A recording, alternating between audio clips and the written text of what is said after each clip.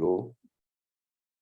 Okay, good morning, everyone. How are you? It's happy to be together once again. As always, I want to do a little bit of due diligence so we can stay on budget, on scope, and on time. Most importantly, it's supposed to be a nice day. I don't know how many more of those we have, so it'd be nice to go for a walk with the family, with the kids. But it's important to get education. Came back from last night, from the ADTO gala, and they had the new inductees and new RDTs, man. And it's so nice to see them happy and looking to the future. And I was saying to myself, I hope they don't talk to some of those negative RDTs where they say, it's finished, it's not. No, it's not fit. It's changed, and it's going to continue to change. But in order to stay, ahead and back, benefit from the changes, you need education. So we're lucky to have really three fantastic speakers when it comes to digital today. We're going to start with Milan Jovanovic, then we have Mark Chen, and then we finish with Benoit Laroche. So it's going to be a wonderful day of education. The companies that are sponsoring, and I keep on stressing this thing because to me it's very important. It's a mantra. Support the companies that support your education. Education is expensive, okay? So, for a few dollars, because that will translate also in the services you get delivered. So, support the company that are willing to invest in your future, like Stroman Group. They spend so much money with me on education, but they do it on their own. They do it with other people. I'm not the only one. So they're committed. And, Swiss NF, Julian does everything we do. Anything there's sniff of education jumps in, and of course Central Dental. They're just fantastic companies, and they're there to support us. Just a little bit of a reminder, guys. Next year, I've picked the date. I've chosen the date, and now I'm filling in the gaps. We have again 4 dates. The dates are going to be March 4th, April 15, May 6th, and September 9. And the last one is going to be in person. I did a survey with all the people that take our courses, and the people that reply, it's split 50-50. From my perspective, guys, it's very difficult for me to bring the quality of the speakers that we do, because, not only do we bring local talent, okay, and they save time, driving back and forth because they got their own lives too. But, it makes it easy for me to bring the talent from Europe. As you know, I usually bring Italian, removable technicians. We bring dentists from Italy, Saudi Arabia. So it's difficult to fly these guys in, for an hour, okay, an hour and a quarter. So that would not happen. So to keep the course and keep the academy fresh, we're gonna do it, some virtual. It's gonna be a hybrid. Okay, but even when we do it live, and some people come participate live in person, then what we're gonna do is we're gonna stream it anyways. So the people, because now we have people from all over the country, coming in and watching this thing. Okay, a reminder, please mark your calendar. Spectrum Day Toronto, October 28th. We have already 1,700 people that have pre-registered. That's not including the exhibitors. It's free, outstanding education, free parking. We got entertainment at the end. You're gonna get all the points that you need. It is unbelievable, and 102 exhibitors. If you're looking to buy stuff and you want to touch and feel, because it's always the best, that nothing replaces the trade shows. Okay, we're human beings in the end, so it's a blend of the two. And keep in mind that as SDA, as the insurist, or even the ADTO, you also get a chance to participate in the TIA, Toronto Implant Academy. That was always very, very important. So because I want you guys, we want to stay on time and on budget. Like I said, I'm going to introduce the first speaker. I'm not going to say much about it. I've known Milan now for quite a few years. Always impressed with his knowledge base. I always, let's go back about 6 to 8 years. And I always used to say, man, how smart and how informed this guy is when it comes to digital. And I met him when he used to work at Dr. Svoboda's office. And then he wrote an article. I really liked it too. We published it. And you know, a lot of the time you grow life with these guys. You know, like I at the gala last night, I met again. I haven't seen him for a long time. Rob Muir, which we were close friends, and he goes, "You know what? We've known each other for 30 years." And I said, "No, I thought it was 25." You know, but no, time goes by, and I mean, you go to their baptism, you go to their wedding, you go, you know, it's unbelievable. Okay, so I know Milan for a long, long time. He's the digital solution specialist for Strowman Group, and that's all I'm going to say. I'm gonna turn it over to Milan. Milan, please take over. You know, like, thank you for accepting. You know, I really love it when you're here because your presentations are always well prepared and well delivered. It's all yours, Milan. Thank you, sir. Appreciate the kind words, and feeling is definitely mutual. Absolutely. Let me just get my screen shared here. Share screen. All right. Can you guys just minimize this? We see it, but we don't see the full screen yet. There we go. Okay, Milan. Awesome. Cool. So guys, hey, welcome. Good morning. Thanks for being here so early, especially on a Saturday morning. So appreciate you guys making the time. And today with the first presentation, we're going to go into a little bit of detail of why intraoral scanning is really truly the gateway to practice growth. Let me just get this going. Yep, here we go. So a little bit about myself. This is me actually working in the lab. This is actually a Dr. Svoboda's lab that Tori mentioned. So I worked with Dr. Svoboda for about 6.5 years as a dental technician, but I've been a registered dental technician for about 12 years. That's me under the microscope. I think I'm working on some sort of a custom abutment or something like that. And yeah, part of my background is actually I worked quite a lot with a lot of digital workflows. So I worked with the CEREC system, I worked with the Dental Wing system, Benoit, 3Shape. So quite a few different systems, a few I haven't probably mentioned as well. And then also there was a heavy focus on implant dentistry, especially at Dr. Svoboda's office. He placed a good 200 plus implants a year, plus he had a bunch of associates. I'd say primarily in that particular setting, 85% of what I did was on implants, and it was for the most part all digital. So let's take a look at our agenda today. So obviously we're going to talk about data acquisition with an intraoral scanner, but I think it's important we kind of look at sort of where we started, right? So we'll look at the full analog workflow, we'll look at the hybrid workflow, full digital workflow, then we'll do a little demo on the intraoral scanner, and then we'll kind of dive a little bit into implant procedures and sort of like the other kind of cool things that, intraoral scanners really open the doors to, and also talking a little bit about immediacy and how that's a really important thing in the industry and the market today, and then of course the financial impact. So let's talk about data acquisition. So as I said, we'll cover 3 methods. We'll look at the traditional analog method. We'll look at the hybrid method where we're going to use a lab scanner to digitize our analog models. And then of course, the fully digital intraoral scanning method. So let's look at the analog method. So traditionally what happens is the doctor takes an impression. The impression gets either, doctor calls the lab or the denturist, the impression gets picked up, delivered to the lab. It gets poured up. A model is created. Some sort of a wax up usually takes place depending on what the restoration is going to be. If it's, let's say, a crown and bridge type of restoration, then it has to be sprued and invested. Of course, it's cast or pressed. If it's a denture, then, it's obviously invested and cured. And at this point, it needs to be divested. Once everything is set, there's some manual adjustment that takes place with a handpiece or a lathe. Of course, there's some final touches that are being done. In this particular instance, it happens to be a crown. And then, of course, it has to be delivered back to the dental office. So quite a few steps. We've been doing it this way. The industry has been doing it this way for, almost 100 years, and it's worked okay. But let's take a look at what that actually looks like. So let's look at the accuracy, right? So we first take our impression, right?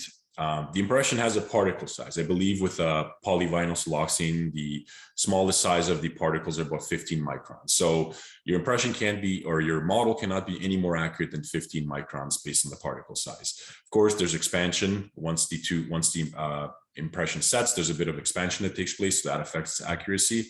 Of course, accuracy of the mix. A lot of the times with impression materials, there's a and B compound, especially with like polyvinyl siloxane type of impression material. So the question is, did you actually use a proper, ratio? And then, of course, with alginate, did you use enough water or did you not use enough water? Disinfection protocol, right? This could play a critical role. If did you use the proper disinfection protocol, or did you do something that could potentially distort the impression? And then, of course, handling of the impression when it was being poured. Especially with triple trays, those are basically quarter impressions that a lot of the times doctors use for single units. They're very flimsy, so a lot of times when you're handling this, you could potentially squeeze a little too hard, and then when you pour it, it doesn't actually give you a proper model, right? So how you handle the impression is obviously very important. Shipping, of course, you have temperature change. Excuse me, I don't know how many of you guys have ever seen, I've had alginates come to the lab in the mid of November, December, maybe even January, and there's just icicles inside of this impression, just because the driver picked it up late on a whatever Wednesday night, comes in first thing Thursday morning, and there's ice. So now the ice expanded and completely tore this impression. Now it has to be essentially taken all over again, right? Physical movement, maybe the lab delivery person is in a rush, right? And box is banging around. How many times have I opened the box where the impression components were moved, or they've completely fallen out due to the fact that either the box was dropped or whatever, right? A lot of the times they're not going to tell you exactly what happened. The model processing, right? Same thing with models. Whether it's dye stone or a gypsum, it has a particle size, and that's going to affect the accuracy of the overall model, right? The expansion as well. Of course, we know models when they're poured, they go through an exothermic reaction, and there's expansion, right? And yes, it kind of cools off and it shrinks a bit, but there's definitely more expansion once the model fully sets. Accuracy of mix. Once again, if you're, did you use enough water to powder ratio, or did you just kind of eyeball it? Oh, there it is again. When I say accuracy of mix, I mean more wettability, right? Like a lot of the times, and if you're in a rush, you'll mix the model or the gypsum, but you can tell that like certain parts of the stone are more wet than others. And if you don't mix it really well, or for example, if you don't use a vacuum mixer, the accuracy of mix won't be as good, right? So sometimes you'll get like dry spots in your mixture, which obviously won't create an accurate model. And then of course, water powder ratio. And last but not least, the wax process. So this both applies for dentures and for traditional crown and bridge type restoration. So wax stability and integrity, right? You're essentially taking a wax that's a solid, you're basically heating it to a liquid state, and then you're waxing something back up to a solid state, right? So the wax goes through a lot of changes in that regard. And so what happens specifically, well, I mean, even when I took my RDT exam, right? When you're waxing up, let's say a bridge, you wax it up, it looks good, it fits, and then tomorrow, or even a few hours later, you take it off and you try to put it back on, and all of a sudden it's not really seating well. And that's because the wax had the time to cool and essentially relax and expand, and essentially it's not accurate. So a lot of the times, especially in the lab industry, you have to cut bridges because you cast them in this inaccurate state, and now it doesn't fit. With wax, at least it's kind of flexible, so you kind of fit it back on. Same thing with dentures, right? When I was doing my RDT exam, you do your full denture, balance occlusion, everything's good to go, and you come back the next day, and especially the exam takes place in August, so super hot during the day, and then you come first thing in the morning when it's a little bit cooler, and everything is off because the wax had some time to cool and settle, and it does make movements to your teeth, and it obviously affects the final result. Investment material accuracy. So this is, once again, for dentures, maybe not as critical, but definitely for crown and bridge, when you're investing, the investment materials have specific water powder ratios. They need to be mixed accurately as well. And so just like your model, if this isn't done properly, you'll affect the accuracy, right?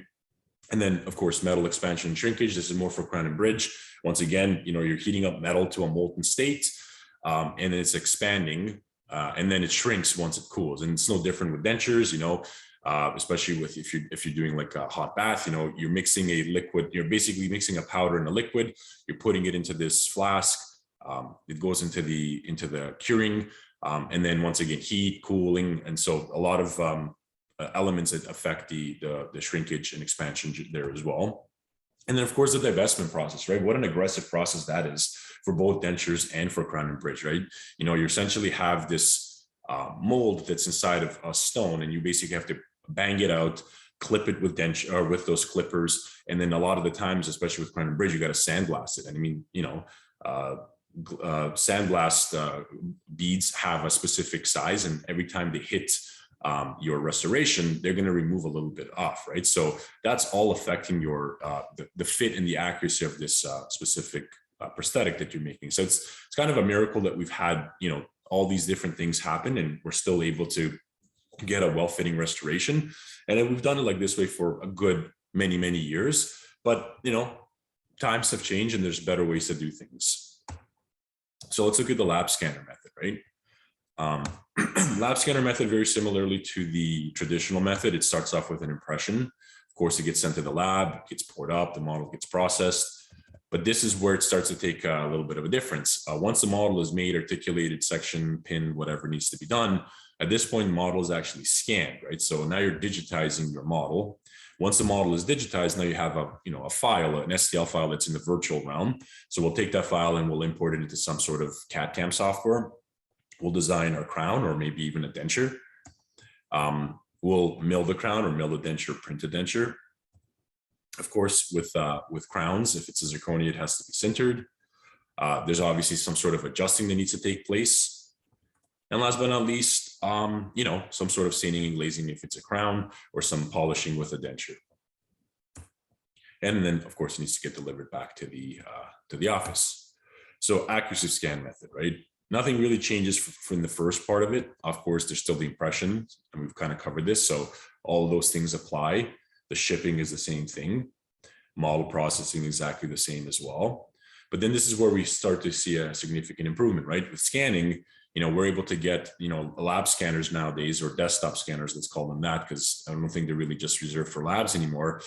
They can scan 5 to 10 microns, and I'm pretty sure they're even more accurate than this. In fact, desktop scanners are actually more accurate than intraoral scanners. And then, of course, when you mill something, mills are quite accurate nowadays, even desktop mills. Some of the really expensive mills can get really accurate, but even a pretty decent desktop mill can mill at a significant accuracy, and we're looking 5 to 10 micron accuracy. And of course, on the denture side, printers are quite accurate as well, and we'll get into a little bit about printing as well. And then, of course, the intraoral scanner method, right? Sort of the latest and sort of, in my opinion, the best way to do things, right? So let's look at the intraoral scanner method, right? So, doctor takes an impression or a scan. There is no need for shipping, right? So immediately this doctor can send this file directly to the lab or to the denturist. At this point, the lab or the denturist will import this file into some sort of CAD software and make whatever design they need. In this instance, happens to be a crown. The crown happens to be milled. If it's a zirconia crown, it's sintered. Once again, we're going to possibly print a model. If it's a denture, then we might print a denture on our 3D printer. We're going to do some adjusting, maybe a little bit of staining, glazing, or porcelain buildup if it's a crown. And then, of course, ship it back to the doctor. So once again, one of the big significant things here is obviously time saving, right? And the cost of the delivery, right? It's because, the file essentially gets instantly transferred to the lab or the denturist when the scan is taken. So let's take a look at the accuracy of the intraoral scan method. Intraoral scanners are quite accurate. Like I said, they're not quite as accurate as lab scanners, but they're significantly more accurate than the analog method. So, on average, intraoral scanner nowadays scans at about 7 to 15 microns. What's unique here is that once this is scanned in, nothing really changes on that file until you get to the manufacturing. So your design, whatever, your model design, your crown design, your denture design, everything that you do in the virtual realm is done on the static, 7 to 15 micron model or virtual model, right? Once you get to the manufacturing is where you really, start to introduce more inaccuracies. So printed models or dentures, printers can print anywhere between 30 to 75 microns, like desktop printers that are, an average lab or denturist would have. So very accurate. And then, of course, if you're milling something, the milling accuracy is 5 to 10 microns. So you can see how many less steps and how much more accurate, the intraoral or full digital workflow is. So what are the benefits to the dentist, right? Or the clinicians, put it that way? Well, for them, it's less adjusting. First off, it's less time. Intraoral scanning takes a lot less time. And then the less time from the perspective of the fact that the lab can deliver it quicker because they get the file almost instantly. But then once it gets to the dentist's hands, less adjusting, which means less chair time, which means potentially less appointments, especially if they don't have to retake an impression. So what does this mean for the doctor? It means more patient potential, right? If they're saving a half an hour per appointment a day, that means that they can see, the other half of the day, they can see more patients that they weren't otherwise able to see. And this, of course, means more growth potential for the doctor. It means they can see more business in the year with the same amount of staff that they currently have, right? And of course, increased profitability per case because less adjusting, less time spent, and less remakes.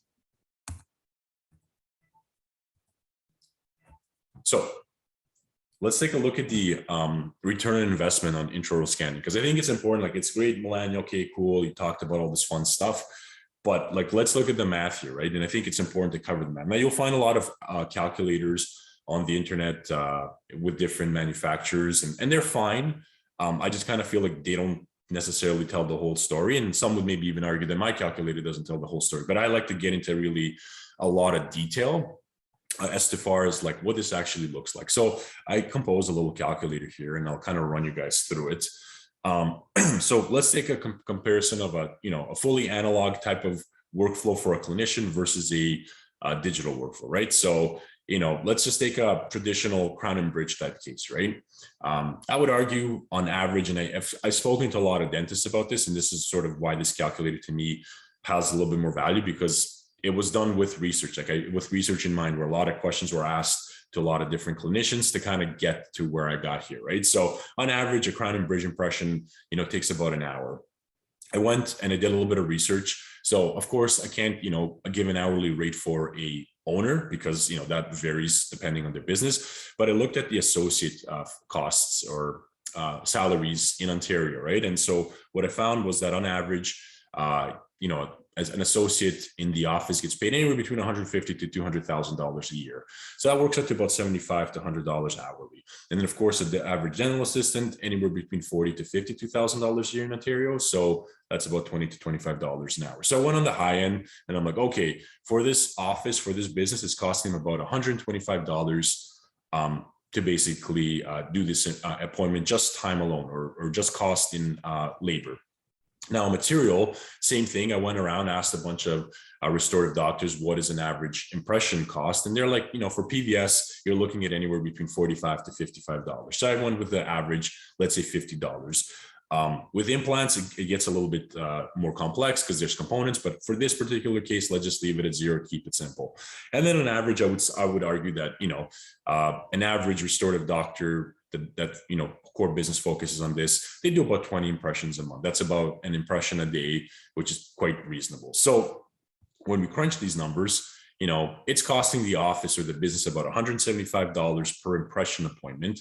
It's costing them about $3,500 a month and about $42,000 a year in these impression appointments. So 42K, a significant amount of money that this business is coughing up for these appointments. Of course, they're very profitable appointments, but there's still ways we can lean this number down. So let's take a look at the digital workflow.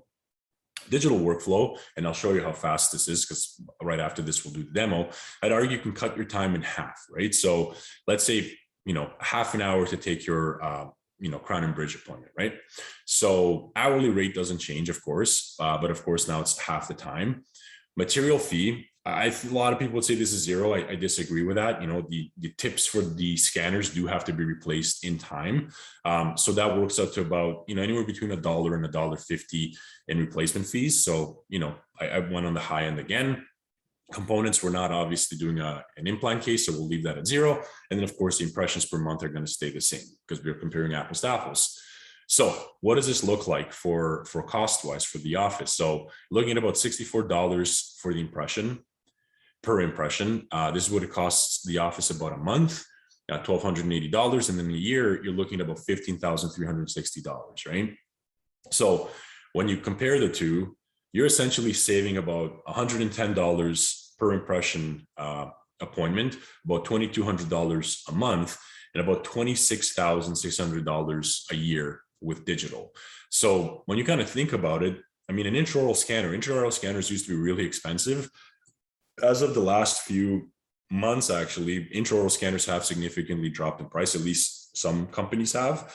So you can easily now get a very, very good, highly accurate intraoral scanner anywhere between $20,000 to $25,000. So within a year, you'll basically be paying, you're paying exactly the same amount. In a year, you'd actually be better off than taking impressions, right? The first year, you basically pay for that scanner off with how much you'd be paying in impression material. And then next year is basically just money in your pocket. So a huge cost savings to the office. Okay, now we're gonna do our demo. So I'm gonna stop sharing and I'm gonna share my other screen. And today the demo will be on a Trios, but I think maybe next time I will do a different scanner. Okay, can you guys see my 3Shape screen?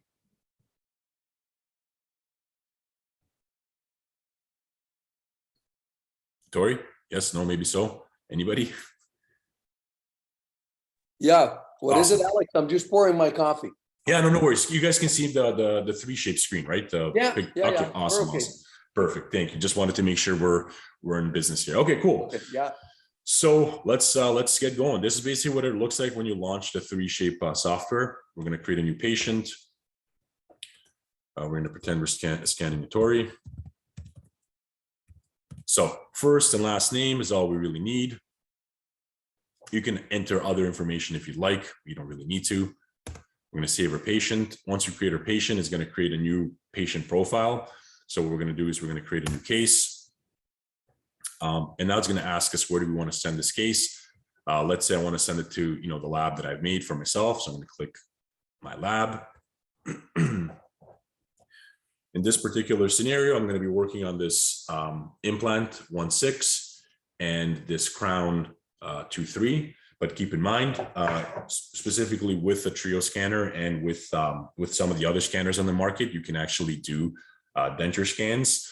3Shape scanner actually is the only scanner on the market that's validated for fully edentulous scanning. So you could technically do a denture scan. Full transparency here. It's not quite as advertised. Yes, absolutely attached gingiva. I think it's fine. It's when you get to the free gingiva where it becomes a little bit more challenging because scanners struggle with moving tissue. With static stuff, it's fine. So if you're doing like an implant hybrid type denture where you don't need to really go into the vestibule, then sure, absolutely, you can capture the fully edentulous and it's validated. There's a doctor in Italy that actually validated that whole process. But when it comes to just like a full denture, traditional denture, I think you can still have some challenges with that. But then there is another gentleman, actually a local gentleman that came out with a validated process through 3Shape where you can take a custom impression and then scan that custom impression for a digitized workflow for a fully edentulous patient. And that actually works quite well. Okay, so what we're going to do in this particular instance, like we said, we're going to work on tooth 2.3. So we have a bunch of different indications here. I'm going to choose crown and preparation 2.3. We've got a little check mark. We're going to go material. Let's say we want, I don't know, Emax is nice and aesthetic. And then of course, let's say we want to choose shade A2. I'm going to click save. We're going to add another restoration, which is an implant restoration. So let's say we want a screw-retained crown in this particular instance. We're going to mark the tooth. We're going to have to pick the implant connection. So I know this happens to be a Straumann one, but as you can see here, you obviously have many different implant systems. The type of system, so this happens to be a bone level. And then of course the connection. So this is an RC connection. And then what material do we want this out of? So let's say monolithic zirconia. And then of course the shade as well. And once again, this would be no different if you were doing a denture. You would choose a denture type of restoration. And then you would mark the implants that you're working on. If it was just a denture scan with no implants, let's just say you wanted to do an edentulous scan, then you would just choose scan only. So there's an option to choose scan only, not necessarily pick indications. Keep in mind, the scanner can be used for partial dentures as well. It basically replaces all impression material, night guards, clear aligners, all that good stuff. So delivery date, we're going to click here. Let's say we want this back by next week. Excuse me, set. And what we're going to do is we're going to go next. Yes, that'd probably be a good idea. We save this. So we're going to save. Perfect. Then we're going to go next.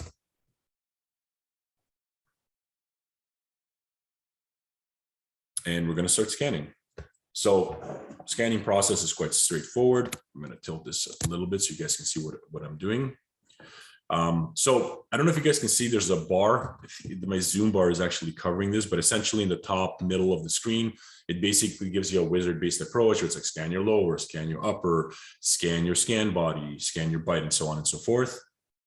And the scanner will really guide you as far as what you need to do. So it's pretty straightforward. Right now it's telling me to scan my lower. Scan protocol is pretty straightforward. We're going to start on either end. We're going to go occlusal. We're going to work our way to the lingual, and then we're going to go to the buccal. So we're going to start.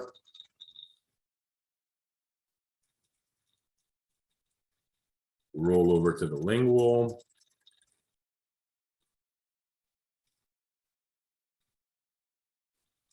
Roll over to the buccal. Once I get here, I'm going to stop, rotate the scanner, go back to familiar spot, and continue scanning.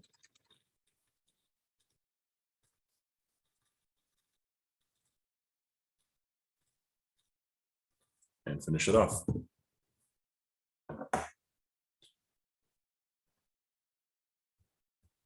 Cool. So that took us in all of 33 seconds. It's not perfect, of course. And I always highly recommend to people, don't focus on the details right in the beginning.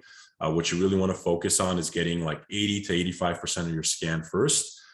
Let this file process, let there be an anchor, if you will. And then what you can do is you can add all the details. Whatever you see in the green is essentially the software telling you, like, I don't have all the data here, but I can fill this data in. And wherever it's open like this, where you just see, clear, it means that you did not capture enough and that's not going to be processed. So if you want to capture more, we can easily. We just go back to familiar spot, and we can fill all this information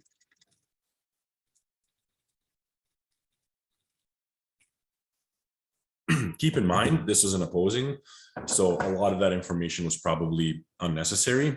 If it was a clear aligner or something of that nature, then yes, I would want to capture more data. Cool. So if we're happy with that, we can move on to our upper. With the upper, it's very similar. We're going to go occlusal, buccal, and then finish it off with the facial.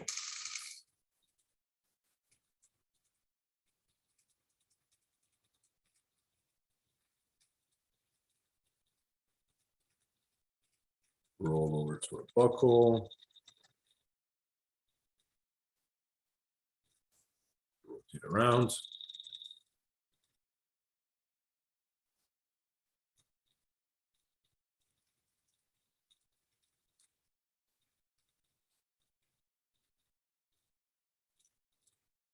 And we're going to stop here. Now, once again, I have quite a few things missing, and that's okay. I kind of want to demonstrate something to you guys. So once we get our scan, it's going to actually ask us to mark our areas of interest, right? So it's asking me to mark tooth 1-6. So I'm going to mark it right here.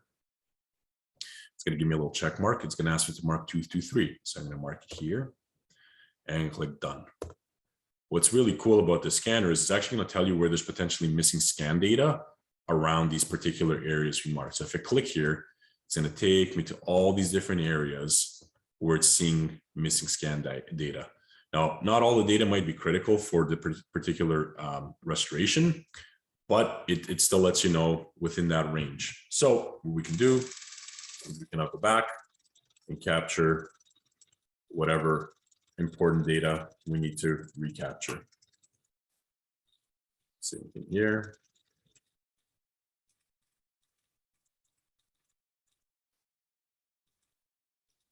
Now, what's also cool is, I don't know if you guys can hear the clicking, but there's two indications, right? If I go too far, the square turns red and the clicking stops. So the scanner essentially gives you both an audio and a video indication of whether you're actually scanning or not. Because the thing you want to be doing is you don't want to be looking at your model. I try my best not to do that. It's all in my face here. It's just a little bit different. But when you're working with a patient and, you're working in the patient's mouth, you're not going to have the luxury of, working on a model and seeing what you're scanning. So it's really highly advised that you get used to looking at the screen while you're scanning. Okay, so we got everything scanned here. Now we're going to move on to our next step. Actually, one more feature I kind of wanted to show you guys that I think is worthwhile showing is the zoom feature. And let's go zoom in on here. So there's an anomaly that's happening right here. Obviously, we're not working on it, but just for demonstration purposes, I will zoom in on this area. So you can see here, this onlay and its margins, where I couldn't traditionally capture it with the regular scanning, I'm now able to capture all the little details, which is quite unique. So those hard to reach places, you can use the zoom functionality.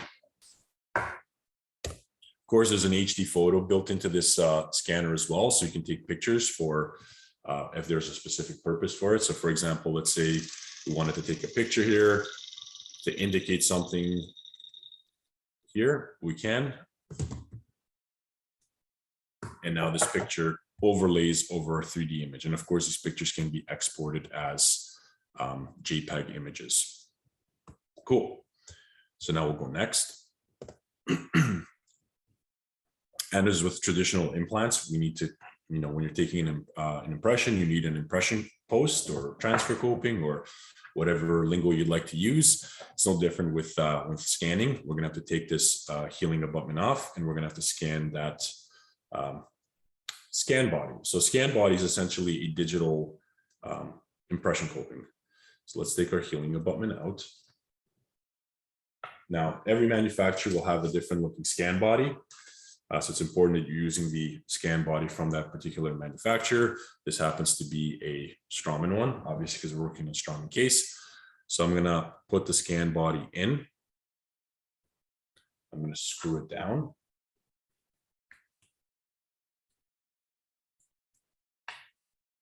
And I'm going to scan it in.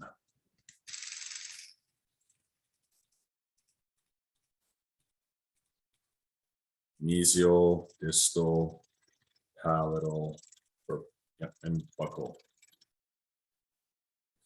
So what's kind of cool is we don't have to scan the whole thing all over again. All we have to do is just add that scan body to the scan. So we're going to take this off now. Put it away and replace our healing abutment because we don't want that tissue to collapse.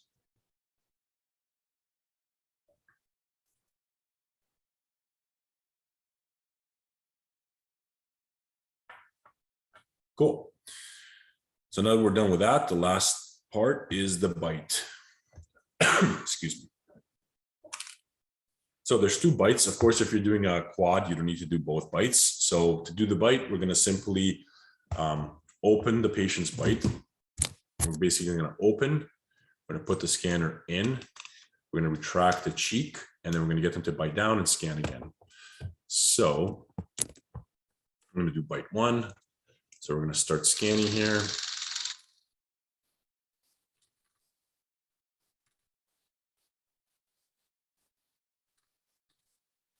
And once we hear that jingle and we see both the upper and the lower merge with that blue scan, then we know we have good alignment. And then we can go to our other side, and we're going to do that as well here. And there we go. So now our upper and our lower are aligned.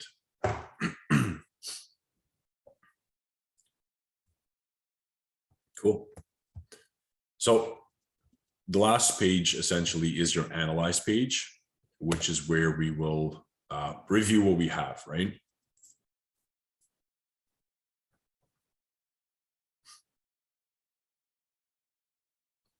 So as a clinician, you can, so there's a few different tools here. There's direction, which kind of marks the path of insertion.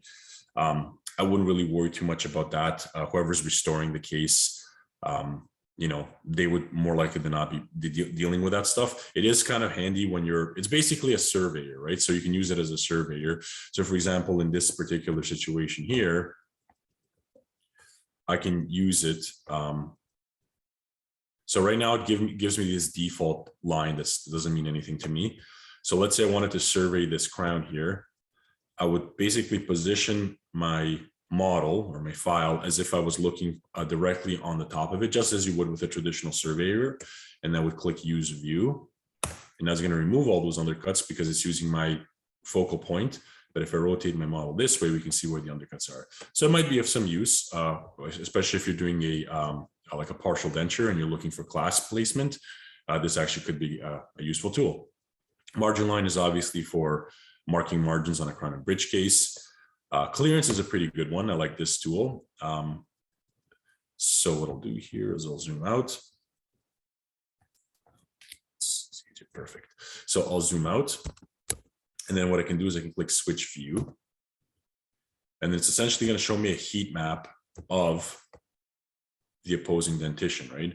So wherever obviously it's red is where we have contact, and anything above red, whether it's orange, yellow, green, this means there's less and less contact, right? So for example, in this particular instance, we can see here that, the opposing dentition is about green away from our prep tooth.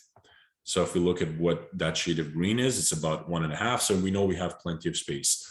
This might actually be really good for denturists when you're doing, let's say, a rest for a cast partial or something along those lines. And then, you want to make sure that your rests are deep enough and that the opposing dentition isn't getting too deep in there. Then you have enough space for those rests. So you can use it for that indication as well. And then of course, annotations, you can, mark something here if you wanted to.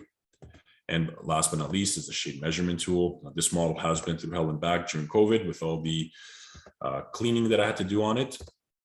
So you can see a lot of the pigment is stripped off. Works a lot better on a traditional patient, of course. But if I add shade, so blue is basically where I have an acquired shade. But if I click here on where the scanner has picked up shade, we have A1 or 1M2. So it's really cool because it also does show your shade as well. Cool.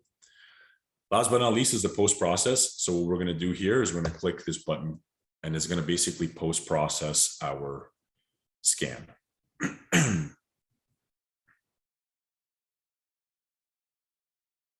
This takes about a minute and a half. And at this point, you can get the patient to get up, take a walk, use the bathroom, whatever they need. And essentially what's happening right now is it's taking all those raw little images and it's stitching one solid upper, one solid lower, and then two solid bite models that it will be then sending to wherever you want to send the case to.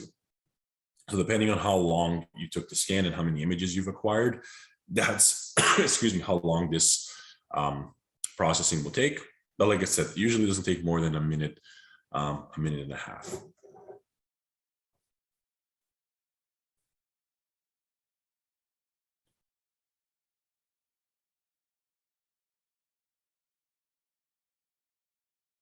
Awesome. So we're done here.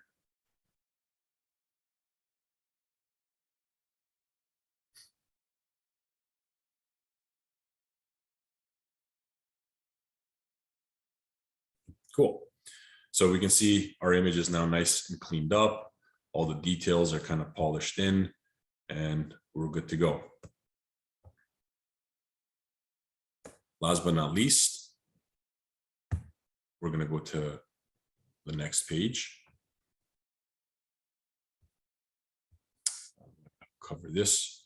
And essentially, we're on the last part where we can send this case to the lab or to the denture clinic or to wherever it is that it's going.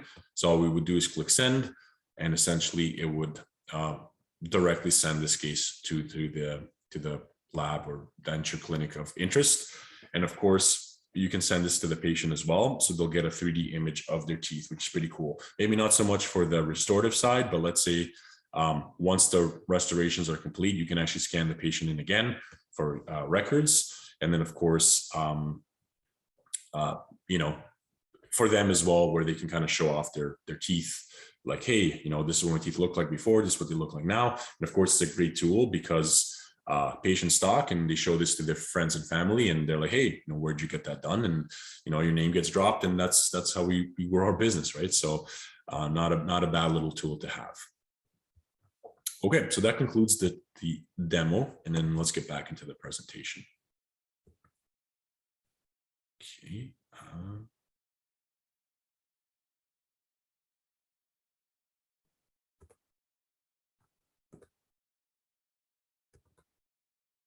Perfect.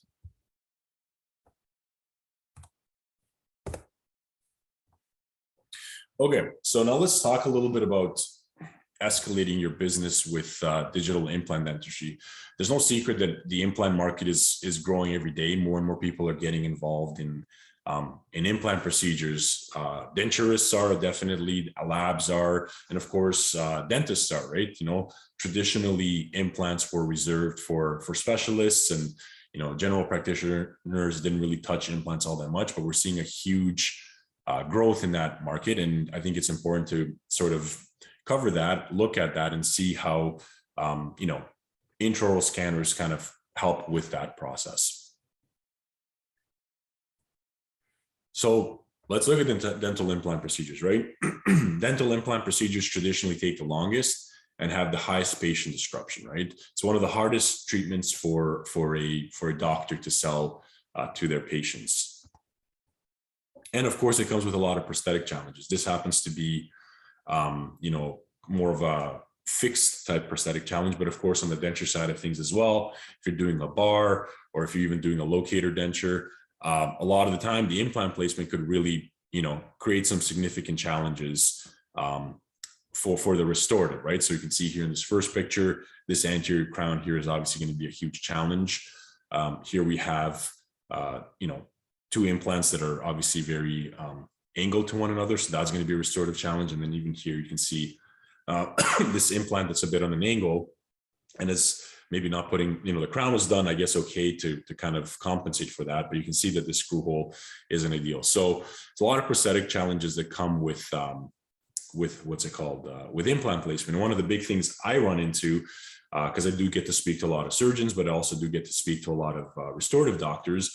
And I always ask these questions when I speak to the restorative doctors. It's like, hey, how often, especially if they're not placing their own implants, so how often do you have prosthetic challenges, or do you have prosthetic challenges with your implant? And I can say that 10 out of 10 times, anytime that I've talked to any restoring doctor, they say yes, at least, a certain amount of times they have prosthetic challenges with their restorations.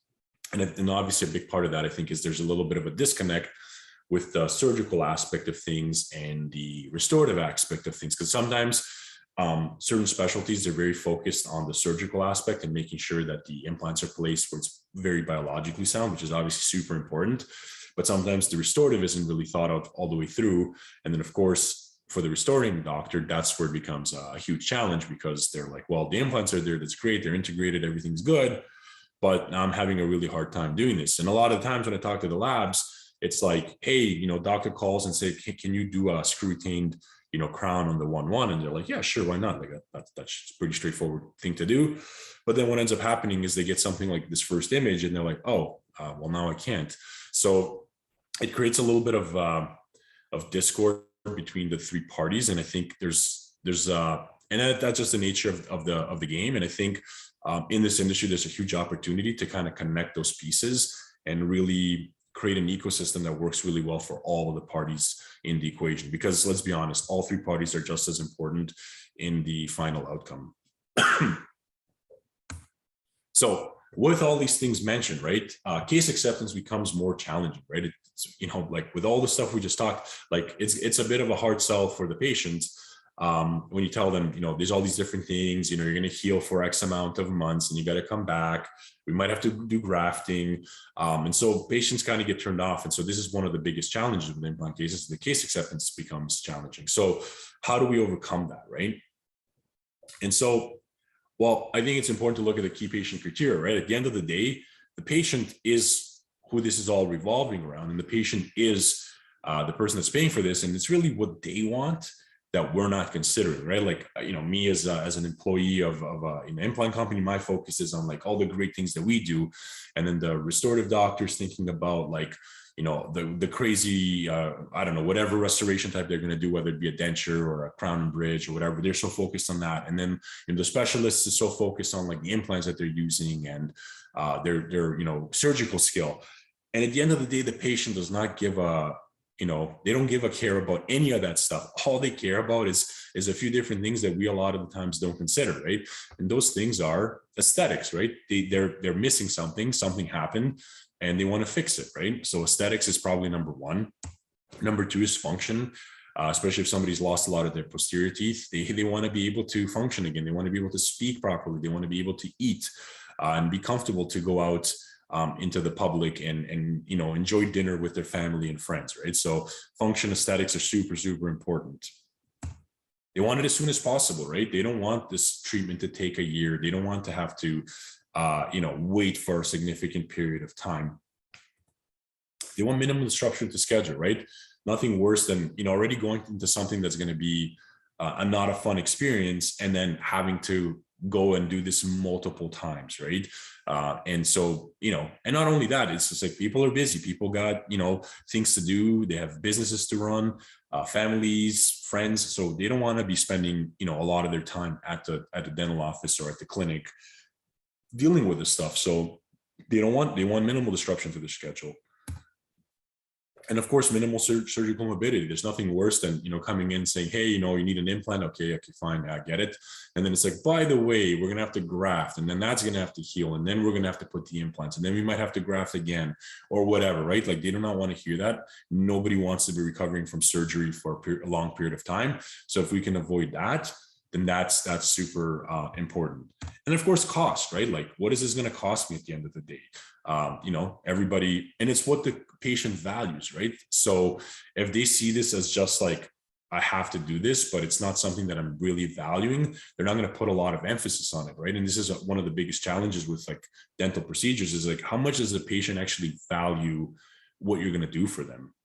But I would argue that if you can meet their criteria, which is what they value, they want aesthetics, they want function, they want it as soon as possible, least amount of disruption to the schedule, and of course, minimum surgical morbidity, the likelihood that they're going to accept this case is way higher. And once again, we as dental professionals, a lot of the time just throw this stuff out the window and are so focused on what we do so well. Excuse me. So before we talk about dental, let's take a little bit of a sidetrack here and look at some really successful businesses that have nothing to do with dentistry. So let's look at Amazon Prime, right? I want to buy a fan, for example. Well, I'm too lazy to go to the store today. I mean, today is a nice day, but let's say, mid-January, it's freaking cold. I don't want to go out. Hey, I just go on Amazon Prime. I have pretty much every fan under the moon that I can imagine. I place the order and boom, within 24 hours, it gets delivered, right? Super convenient service during COVID. I think this company, I know how much more they grew, but it was crazy. Like really, really convenient, great service. For the most part, everyone I know uses Amazon Prime because of that, right? Uber, right? They took the taxi industry and revolutionized it. Obviously, there was a lot of discord there, but I mean, I take Uber all the time when I have to fly to wherever I have to go. A lot of times I'm not driving my car, I'm not taking a taxi, I'm taking Uber because it's so convenient and it's a lot quicker. And that's exactly what it is. It's you just open up this app and there's literally like, 15 drivers within your local area that within, sometimes as fast as a minute or two, you can have a drive to go wherever you want to go. Instacart, this was another big one during COVID where people didn't want to go to grocery stores. Easy, go online, excuse me, put in your basket whatever you want and someone will deliver it to you in a reasonable amount of time. Super convenient service and obviously very successful company. And of course, Netflix, right? Like long gone are the days of, having to rush home on whatever day of the week it happens to be, or waiting on a Sunday night to catch your favorite episode of whatever show or sitcom you're watching because, or maybe it was a nail biter. I was a big fan of The Walking Dead. So like, oh man, what's going to happen with Rick this week, So now you're waiting every single week. Oh man, I want to see what's going to happen, right? Long gone are those days. With Netflix, they release the whole show, the first season or second season, whatever, and you can binge watch as much as you want. And it's super convenient. You don't have to watch it on a Sunday night or find a time when, AMC is going to be doing the repeat. You can watch it at 4 a.m. if you want, if that's convenient for you. So Netflix, really revolutionized how we watch TV. And so, okay, all really great, successful, companies, services. Like, why are we talking about this? Well, I think it's important because what these companies really do well is they're focused on the customer-centric services. They're all about the customer and the customer's wants and needs, and maybe more so important, wants than needs. And so how do they do this, right? How do they offer a customer-centric service? Well, they do it by providing immediacy, convenience, and easiness, right? All of these things are, for the most part, quite immediate. They're super convenient to use, and they're also very easy to use, right? Like not super complex to set up an Uber account.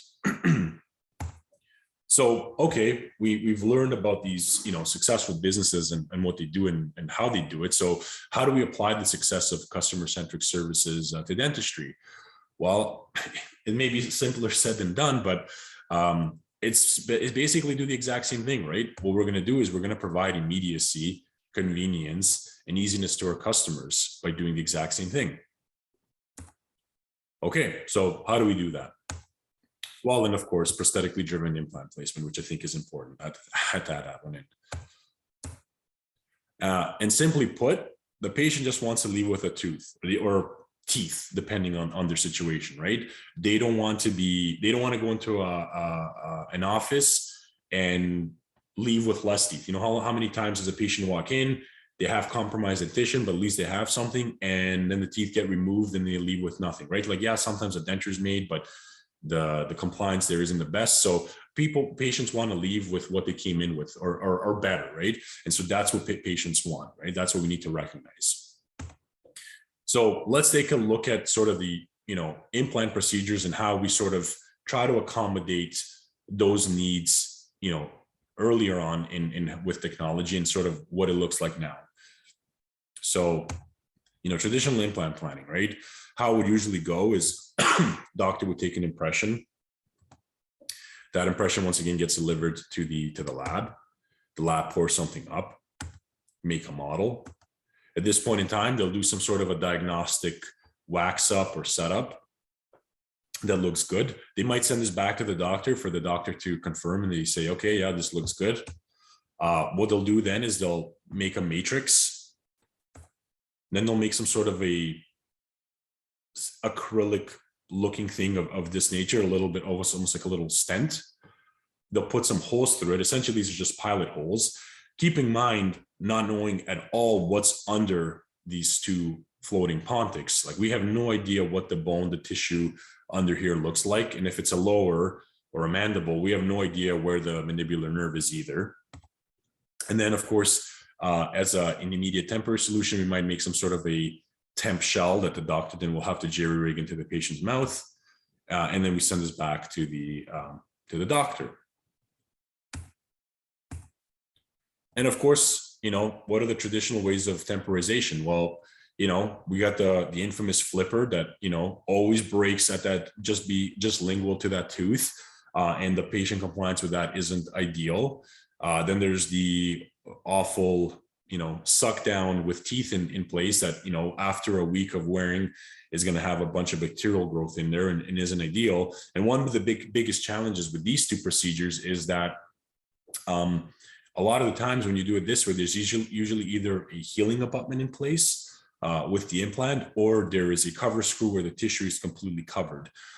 So they're not really doing anything for the tissue and tissue contouring of that implant or the crown that's going to be there or whatever is going to be there as the final, right? So not ideal solutions. And then, of course, the last solution, which is sort of the traditional way of temporization, a lot of surgeons or specifically periodontists will do this, where they'll place the implant, they'll kind of stitch whatever up, and then they'll make an actual custom temporary crown. And this is actually really good because it helps with the healing. It helps contour that tissue for the final, but a very, very time consuming process. And there's obviously, you can see a lot of acrylic there and a lot of adjusting. So, you're creating dust, but more importantly, if this restoration or this temporary restoration isn't polished really, really well, the chance of stuff caking on and bacterial growth happening is pretty significant. And of course, we do not want that anywhere near a freshly placed implant that's healing, right? That's everyone's nightmare.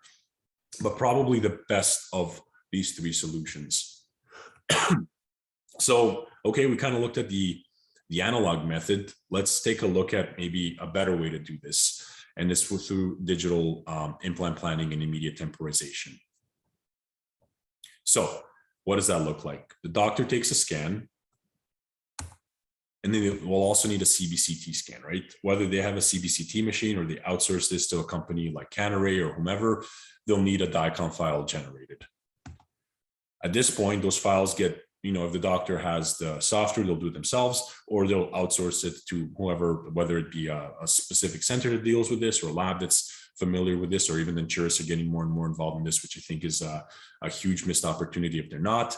They'll send it to the different parties, and then those parties will use two different types of software essentially to plan the implants and of course plan the prosthetic. And then these things are all printed. So we print our prosthetic, our temporary crown, and of course we print our surgical guide. If milling is, you could mill a temporary, I guess I could change this now because printing has come such a long way that you don't actually need a mill at all. You can print your temporary crowns in a printer as well. So the mills are, though you can mill a PMMA in a mill, you definitely don't need to. With a printer, you can easily achieve both things. Then of course we send that back to the office. So let's see what that looks like, right? We kind of talked about it, but what does it actually look like from an actual planning perspective, right? So I'll show you guys, I'm not going to do a full demo, but I'll show you guys sort of in a slide of what this sort of looks like. So we essentially will use two different softwares here. We'll use a software called Codiagnostics, which is the implant planning software. And then we'll use a software called Cares Visual, which is the prosthetic planning software. Let's call it that, right? So what we did here is we imported our DICOM file, our CBCT scan, into the left software. When this comes in, it doesn't quite look like this. It looks like, you have the whole patient face with all the bone. So what you're going to want to do is you're going to want to go through these settings, find the density that shows you the bone, and then you're going to want to isolate your mandible in this particular instance, because that's what we're working on. So we isolate the mandible and kind of have it here. On the CARE software or prosthetic design software, we will import our SDL file that we scanned, and we'll kind of have it sitting there. The next step is, you can see here, we marked the nerve, right? In this little purple line here. We used our tools and we, found the foramen here, and we marked our nerve canal, because it's super important, because when we're placing that implant, we need to know where that nerve is. So we want to be clear of that nerve. So we marked that. In the meantime, we're going to place that crown, right? We're going to place a floating tooth. It's not even a crown yet. It's basically like a denture tooth that's just floating there, but it's put in the most ideal prosthetic position that we can put it in, right? And then this is where the magic happens. We actually connect these two software in live communication. So this is a proprietary thing that only these two softwares have, where essentially you can take that STL file on the right-hand side and merge it to the left-hand side into your implant planning software. But as you can see, not only does the STL file go there, but the crown goes there as well. And what's super unique about this connection right now is that there's a live connection occurring between these two software. So there's direct communication happening. So whatever you do to one software will happen to the other, and vice versa. So right now we connected it. And so because we connected it, the Codiagnostic software is like, okay, cool, I see an STL file.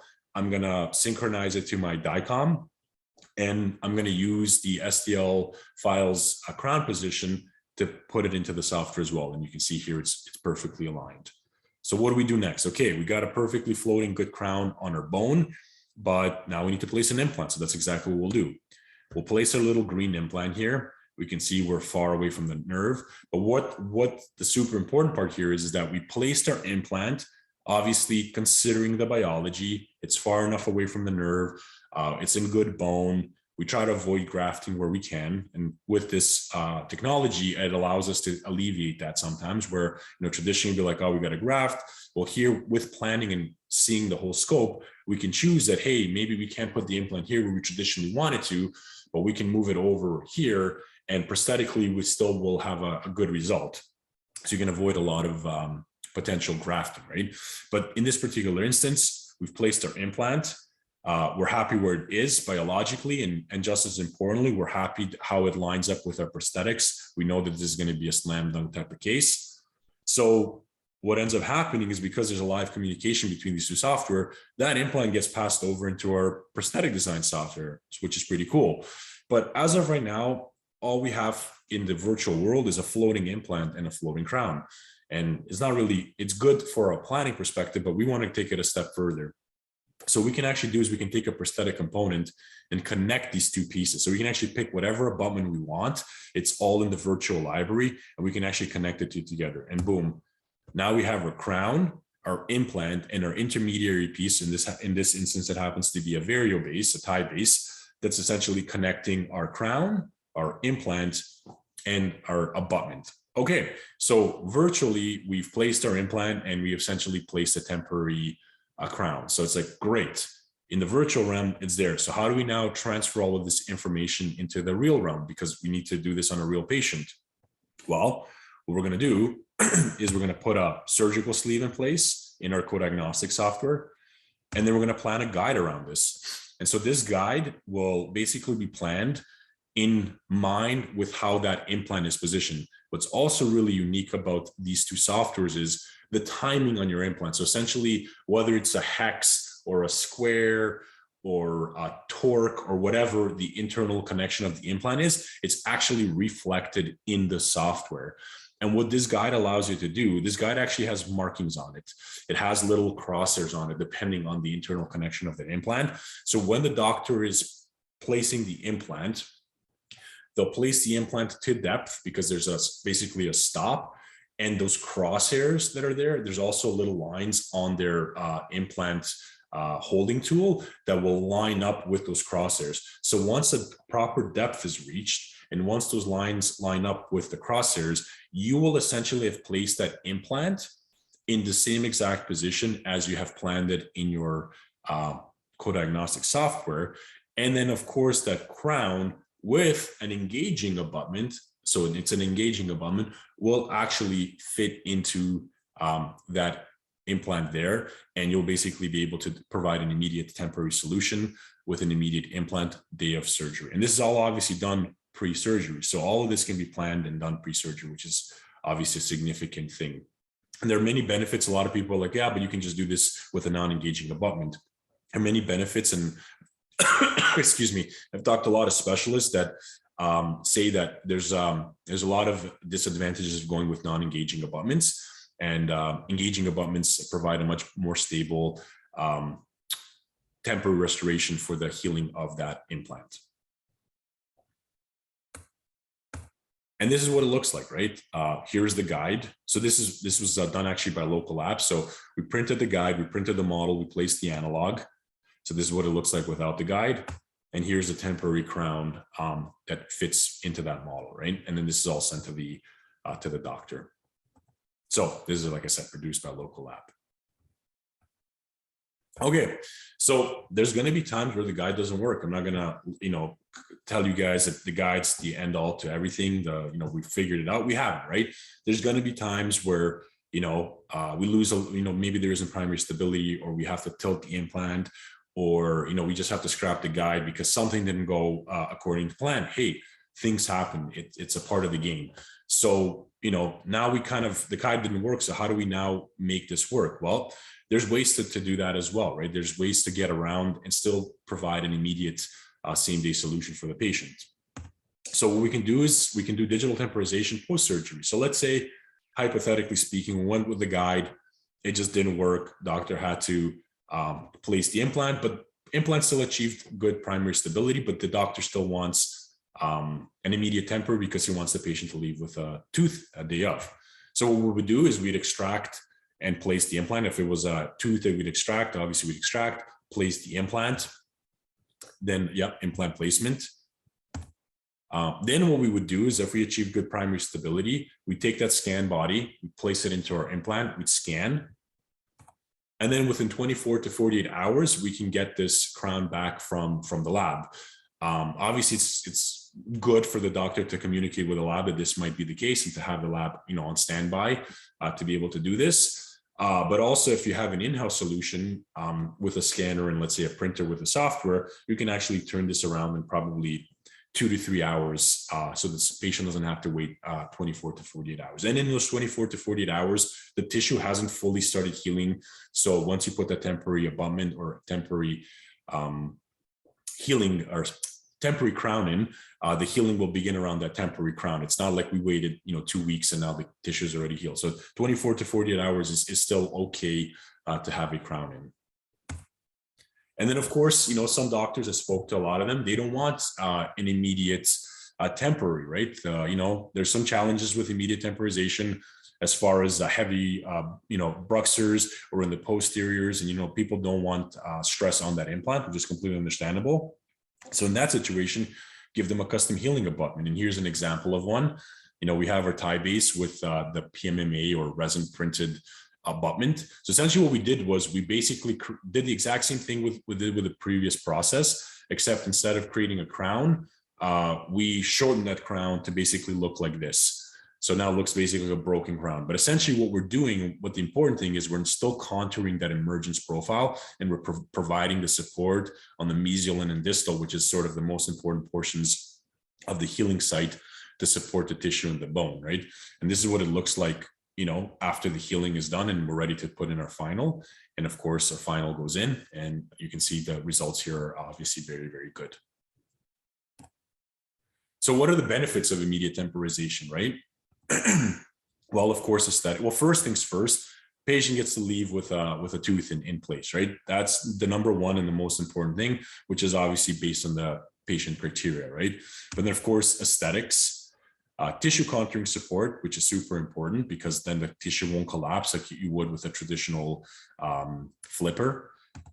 Preparing ideal emergence for final, of course, is super important because at the end of the day, it's all about that final crown. And so we want that ideal emergence to be there and heal in a good way. So when the final crown goes in, it looks really nice, like we saw in the previous image. And of course, reduced appointments, right? We want to reduce as many of the appointments as possible. And through this workflow, you can easily cut 2 to 3 appointments that you otherwise wouldn't be able to cut. And not only that, the overall time that these procedures take is a lot less than the traditional implant procedures. And then of course, for the clinician, case acceptance, if you can offer the things that the patient values and the criteria that they need or want, then the case acceptance becomes significantly higher.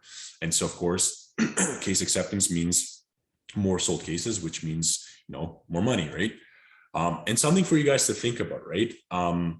Speaking to this, implant procedures and sort of where implant industry is nowadays, clinicians who adopted guided surgery, this is a statistic specifically from Straumann, this is what we found that we've done with our customers and customers that have adopted guided surgery. So we found that clinicians who adopt guided surgery in their practices saw an increase of implant cases by 2 times on average. And I think a big part of this has to do with the fact that they became more comfortable, more confident, and more confident to speak to patients regarding these cases, but also to do the procedures. And so, we looked at the numbers. We had, maybe a doctor was placing 50 implants a year, but they were doing the traditional way. And we introduced guided surgery to them. And we could see that, over the next, 2 years, their implant purchasing has significantly increased because they were able to place more implants due to the fact that they were able to sell more implants due to the fact that they were more confident in their abilities. And the other very significant statistic that I found out actually during COVID from a lab out in the US, they're located in Portland, Oregon. Great lab, really, really knowledgeable. They understand this workflow super, super well. They found that 60% of their fully guided cases with guide and temp were able to go to a final post-healing without taking a final impression. So essentially, in that situation there, think of that one case that we went through, that molar, right? They were able to go through that whole process, provide a immediate temporary crown. Surgery went well. Temporary crown went in, was a slam dunk case. They found that in 60% of those cases, they did not need to take a final impression. So what does this mean? This means that the bone didn't resorb, the tissue didn't resorb, and that the aesthetics were quite good and the function was quite good. So instead of not taking all of this out and taking another impression, what they were able to do is, because everything is digital now, they had this information. All they did was they just manufactured the crown in a permanent material, whether it was zirconia or Emax or whatever, and were able to provide this to the doctor for the final appointment. And so this is huge because, of course, now this is one less appointment that this patient has to go to, which is good for the patient. And of course, it's one less appointment for the doctor that he has to see with a patient. So when you think about it, imagine a doctor has 100 implant patients a year, and now they get to cut one appointment out. That's 100 appointments that they can now do other things with, which is a huge thing, right? So pretty mind-blowing stuff. And of course, what are the benefits to the dentist with all of this stuff? Well, predictability and accuracy, right? By planning everything, we're able to be a lot more predictable and accurate with our guides and our surgery. Of course, increased confidence. This will take a doctor that maybe does 20 to 30 implants a year to maybe 50 to 60 implants a year, because they're a lot more confident in their abilities to do some of these things, because there is a process along the way to guide them through the procedure. Less invasive surgery. We kind of talked about this, right? The doctor can kind of analyze the patient and be like, traditionally when they would do it more the analog way, they're like, well, the implant was here, but then it was bad bone here, so we have to graft, because they were focused on placing the implant in maybe in that particular position. By looking at the bigger picture, by looking at the prosthetics, by looking at the biology, we can make potentially less invasive surgery by adjusting, by saying, hey, maybe we don't need this implant here, maybe we can actually put it here and still achieve the same result. And by actually being able to see and plan, we're also able to avoid a lot of the invasive surgery that we otherwise traditionally wouldn't be able to do. And of course, case acceptance is huge for the doctor, because the more case acceptance that they get, the more cases they sell, right? But at the end of the day, guys, at the end of the day, and once again, this is a lot of stuff for the doctors, but all of these things that I'm speaking to you guys about is everything that both a lab and a denturist can do. We have a lot more denturists getting involved in digital, and I highly encourage you guys to do as well. We're seeing a lot more intraoral scanner sales to denturists. We're seeing denturists get a lot more involved in implant procedures, and they're getting involved in 3D printers. And I know Mark's going to really go into detail about 3D printing, but all of these things are at your fingertips. And just because, traditionally denturists don't really deal with that type of stuff doesn't mean that you guys can't, right? But it all really does start with an intraoral scanner, right? And to that point, you can offer this service to your doctors as well. Let's say a doctor doesn't have an intraoral scanner, but they do place implants. You can scan for them, right? You can scan all the data, like the intro, you can scan the patient for them and then send them that information and offer an added service where otherwise they'd have to outsource it to somebody else. You can scan it for them. And then of course, if you get the software, you can actually plan the case for them and print the guides for them and do all that good stuff. So it's a lot of opportunity, right? So, but it all starts with an intraoral scanner, right? Without the intraoral scanner, you can't really do a lot of this stuff. It really opens up the doors to all things digital. And we kind of talked about implants here specifically, but we're talking about, everything, night guards, clear aligners, all that good stuff. It all starts with a digital impression scan. So guys, thank you so much for your time. And at this point, we can take some questions. It looks like there might be some questions in the chat.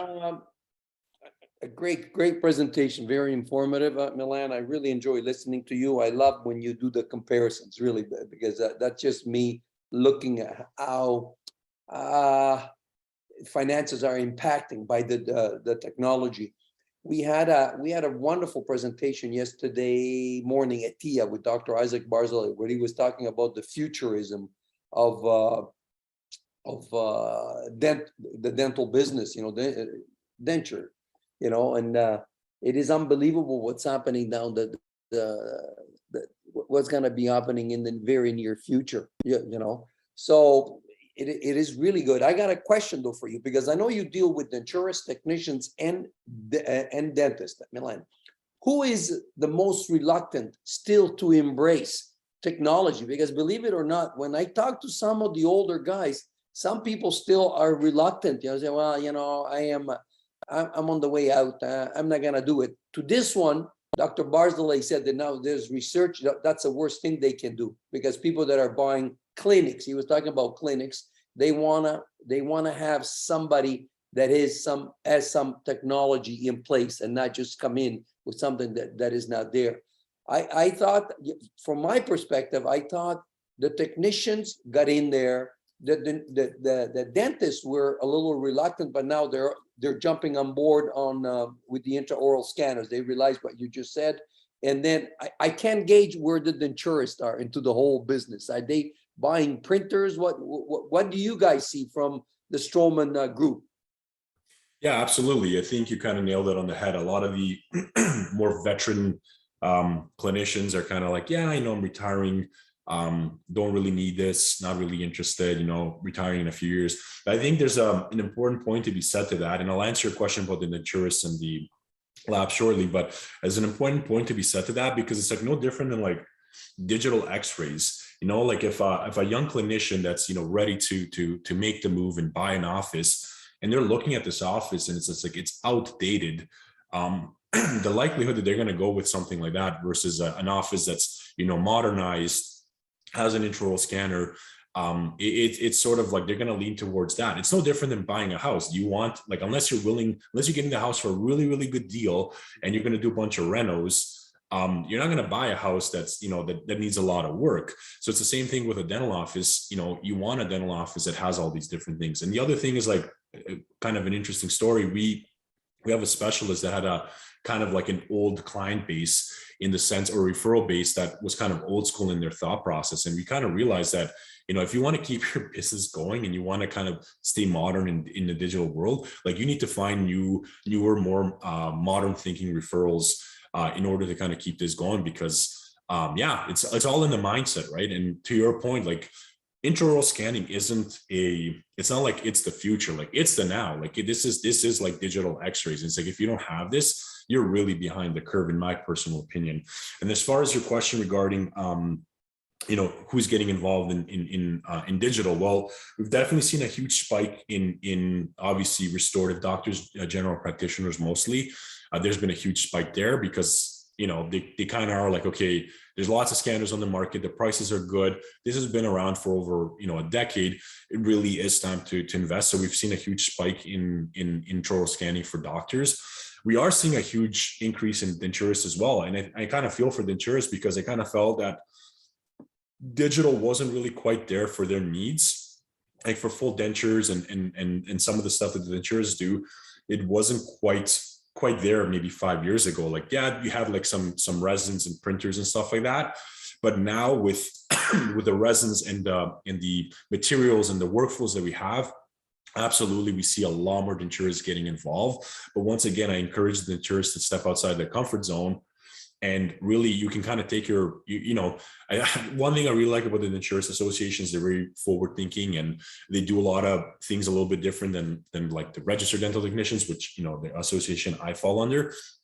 And, why can't the denturists, get code agnostics and plan case and provide these services for their doctors? Of course, it's all on the doctor at the end of the day to kind of give the final check mark, but there's a lot of opportunity here, and we are seeing a huge increase in this field with the denturists. And I think that technology is finally caught up to be able to service them in the way that they need to be serviced. So yes, absolutely. Okay, there's a question from Bethany Ewan, and she says, do you have any tips for scanning mandibular partially edentulous free ends?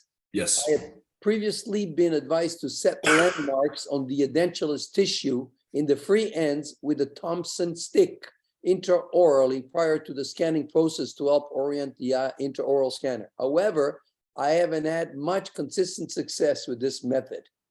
Got it. Yeah, so that's a good question. I guess the question I would like to ask back is, what is the intraoral scanner, right? Because it's not, all intraoral scanners are not the same. I would say for, like something like this, for where you have dentate patient, they're all kind of work very similarly. But when it comes to really long span edentulous cases, that's where they do really start to differentiate. So for example, I can definitely speak to the Trios.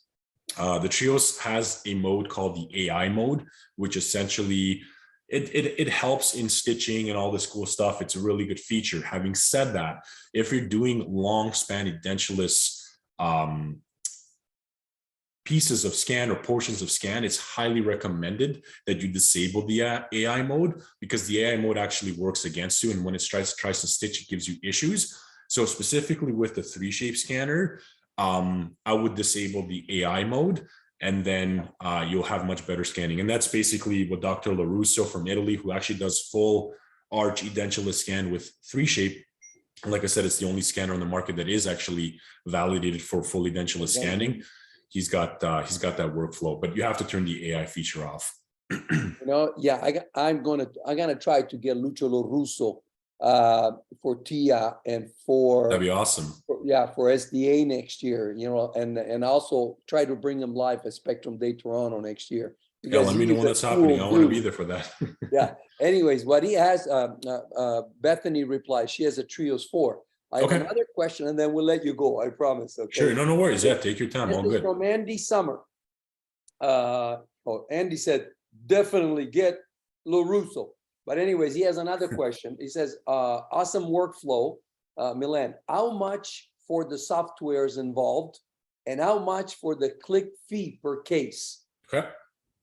Yeah, so, and we're talking dollars and cents here. MSRP for the co-diagnostic software is about $7,000, and the clicks are about $65. So what Andy's specifically referring to with clicks is to produce. So when you plan the whole case, you design the guide, there is an export fee. Having said that, we do have a lot of promotions going on right now, and to be perfectly frank, we, for the most part, never really sell software at full price.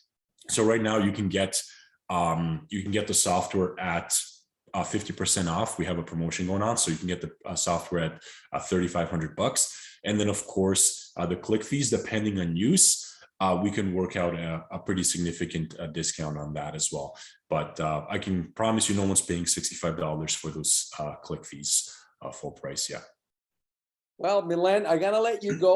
It was another terrific lecture. I loved listening to you, and hopefully we can do again. Absolutely. In the future, thank you to Stroman Group. That's a company that's really dedicated to education, and I reach out to them all the time, and I always get good talent.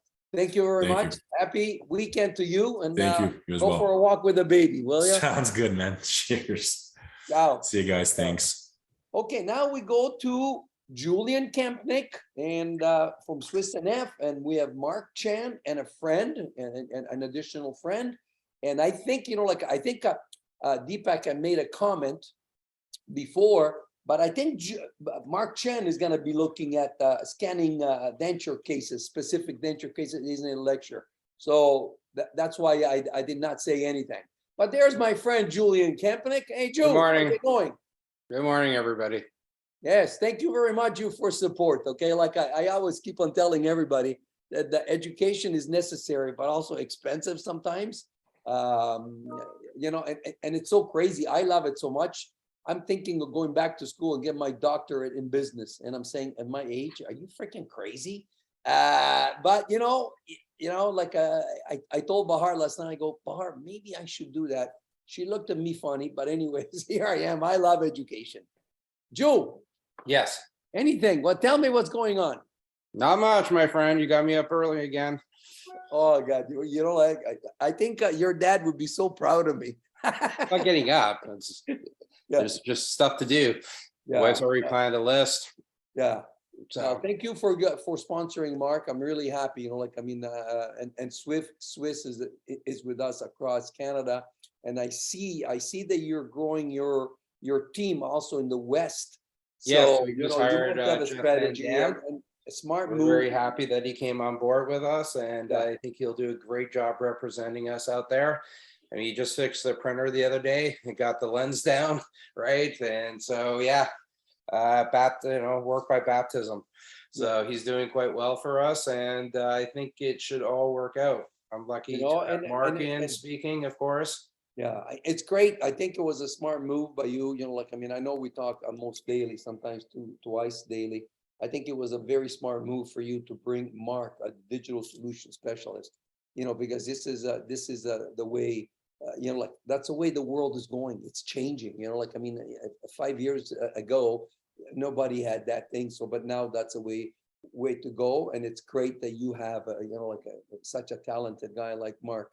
Even though lately, Joe, when I introduce him, I always tell everybody that the first time I saw him, I told Alvaro at Dentsply, don't bring this guy ever again. He's crazy and he drives me nuts with the pointer. But now, really, like, I think a lot of the time we're on the road, we do a freaking frac show, and it works. In Montreal, it was really great, and a lot of people picked up the cards that he gave. It was just fantastic. And he brought a friend with him, David Grundy. So How's it going? Hey, buddy. good morning. I gotta morning. turn it over to you, Morning, my Mark. friend. Yeah, Mark, it's all yours, buddy. So, Sweet. okay, get it done, buddy. Can you, my sound's okay, Tori? Everything's Yes, okay? You I can hear can me? We hear see you I can perfectly. see Julian, and I can see David, and the sound is okay, Mark. And both you All guys are both co-hosts. All And right, again, sweet. thank you very much, both of you guys. Sounds good. All right, we're gonna start. I know it's a Saturday and everyone wants to go home and wants to go walk and not think about teeth. There are some important questions that I did see in the chat here, and I did bring a friend of mine. This is David Grundy. He's also a George Brown graduate. It's a last minute thing. So behind the scenes that you guys didn't see, we were scrambling to get scans to show denture specific cases. So not only is this like a topic about digital, but it's also interesting that I could collaborate with a friend so early in the morning because we're both crazy about this topic. So I'm going to go do a brief, okay, just answering questions in chat. I'm going to go a little bit on the hardware and software that I'm using, just a brief overview because I do work for Swiss NF Metals. So that's a disclaimer out here. Davey doesn't work for anyone. He's just a normal denturist, so he can speak more freely about what his workflows are. I do work for Swiss and I do case consulting for implant parts. So I'm a little bit biased on that topic, and I am also a KOL for Medit. So I am biased in that topic. So just take that with a grain of salt, guys. Okay, so I'm going to screen share just a little bit. And then we'll get going. So just give me a moment, guys, to get organized. Sorry. Alrighty.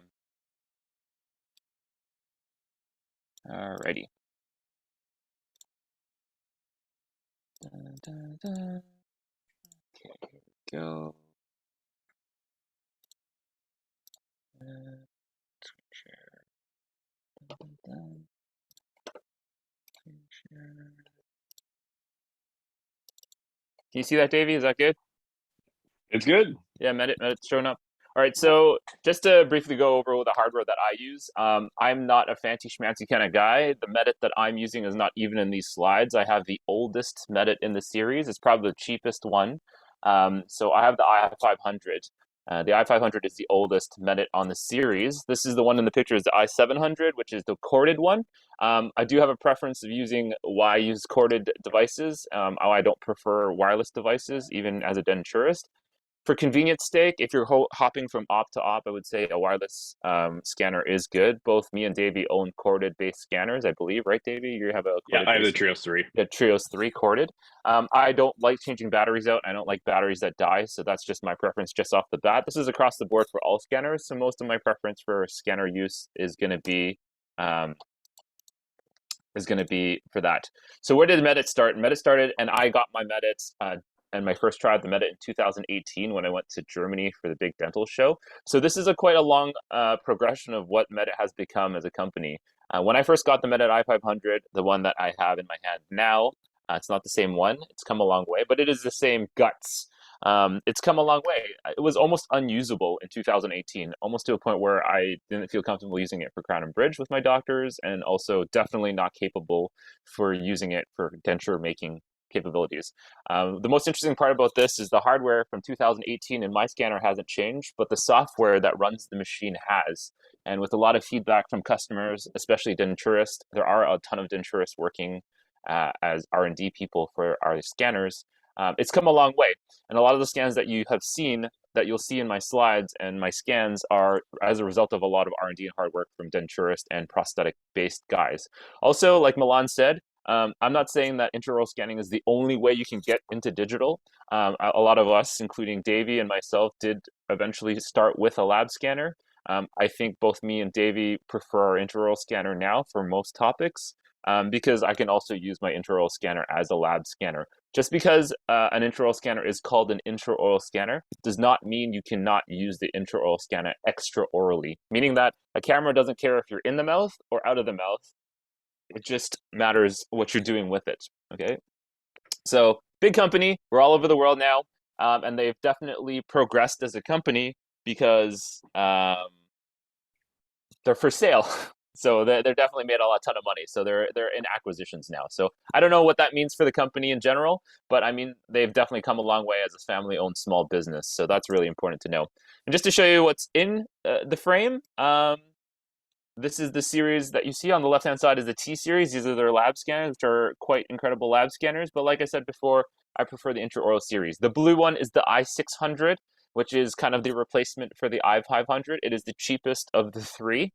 It is definitely capable for a denturist if your budget cannot fit. Like Milan said, scanners have gone down in price aggressively, and I would say Medit is very aggressively priced, and you can get into the intraoral scanning market for around, don't quote me because I'm not a reseller, about 16 to 18,000 for a Medit i600. You got various resellers out in Canada. Evident has the most aggressive pricing out of Vancouver. Dental Access is also a reseller for, and then we have Emerald Dental Lab in Hamilton. My only thing that I can say about all intraoral scanning, I think Davey can speak on this because he's had some issues with his intraoral scanner with repairs and such, is please, dear God, when you guys buy this kind of equipment, shop for support. And I don't mean support on a piece of paper. I don't mean support, yeah, we'll help you.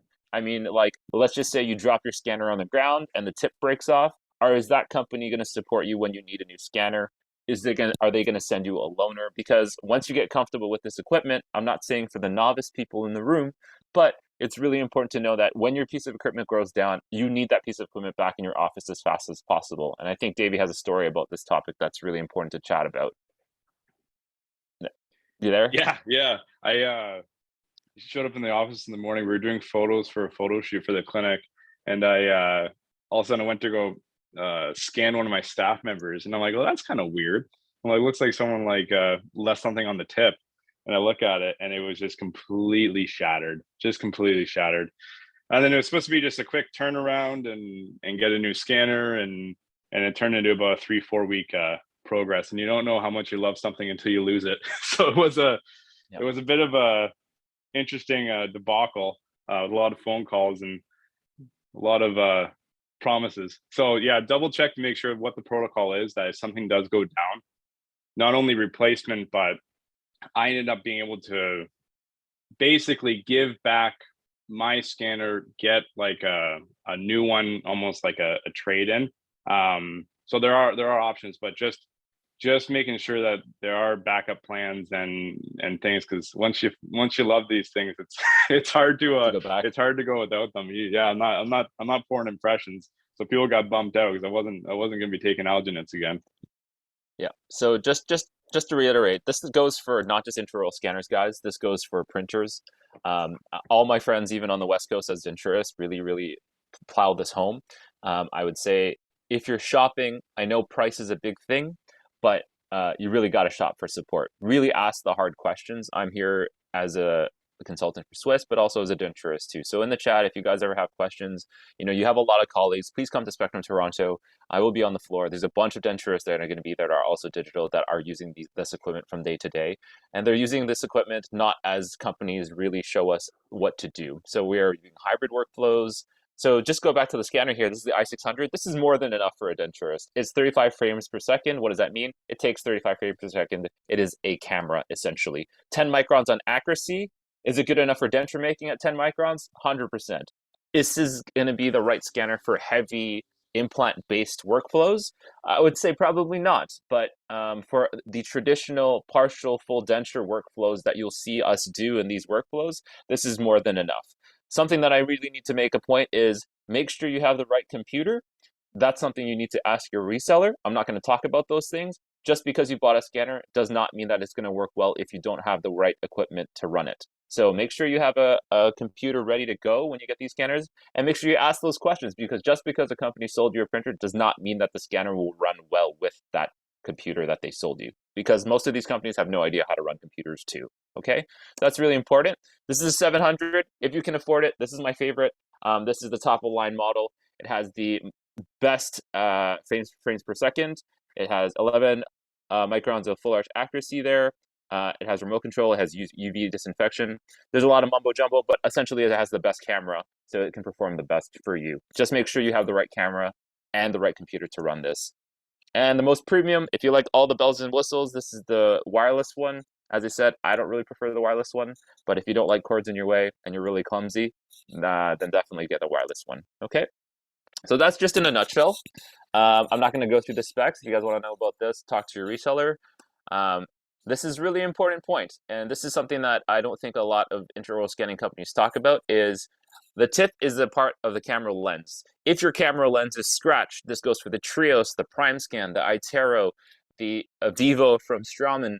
It doesn't really matter how good your camera is. If the tip is scratched, it's not going to take a good picture. Okay, so make sure that the lenses that you're using, whether it be a Trios, a Prime Scan, or Medit, are not scratched. It's really important to also make sure that these are autoclavable, because I don't, for myself, because I'm extraoral scanning a lot of these denture cases, I don't need to use single-use tips. For those who are in a clinic and traveling and doing crown and bridge, maybe a single-use tip is better because it's more efficient, so you don't have to run it through autoclave cycle, okay?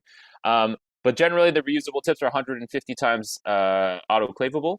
My tip for all guys that have an open base tip, like the Trios 3 that Davey has, the Medit, and the non-disposable Iteros, I think the Iteros are disposable now, make sure you put a 2x2 piece of gauze and cover the lens before you put it into your Statum, before you put it into your autoclave, to prevent water spots, to prevent scratching on the glass. The glass is critical. If you get scratches or water spots in the glass, you must make sure you clean it before you take your scans. Otherwise, you're going to have grainy scans or unfocused scans or inaccurate scans. And that's really important for you guys to know. This is across the board for all intraoral scanners, because essentially an intraoral scanner is a camera taking video or pictures, depending on the technology. Okay. ROI, Milan talked on this topic. You do need to crunch the numbers, guys. None of this technology is super cheap. However, it's gone down in price aggressively. You know, when I started intraoral scanning, the Medit i500 was in the $20,000 to $30,000 range. The 600 now is in the $18 range, and the internal guts are a lot better. So you've come a long way.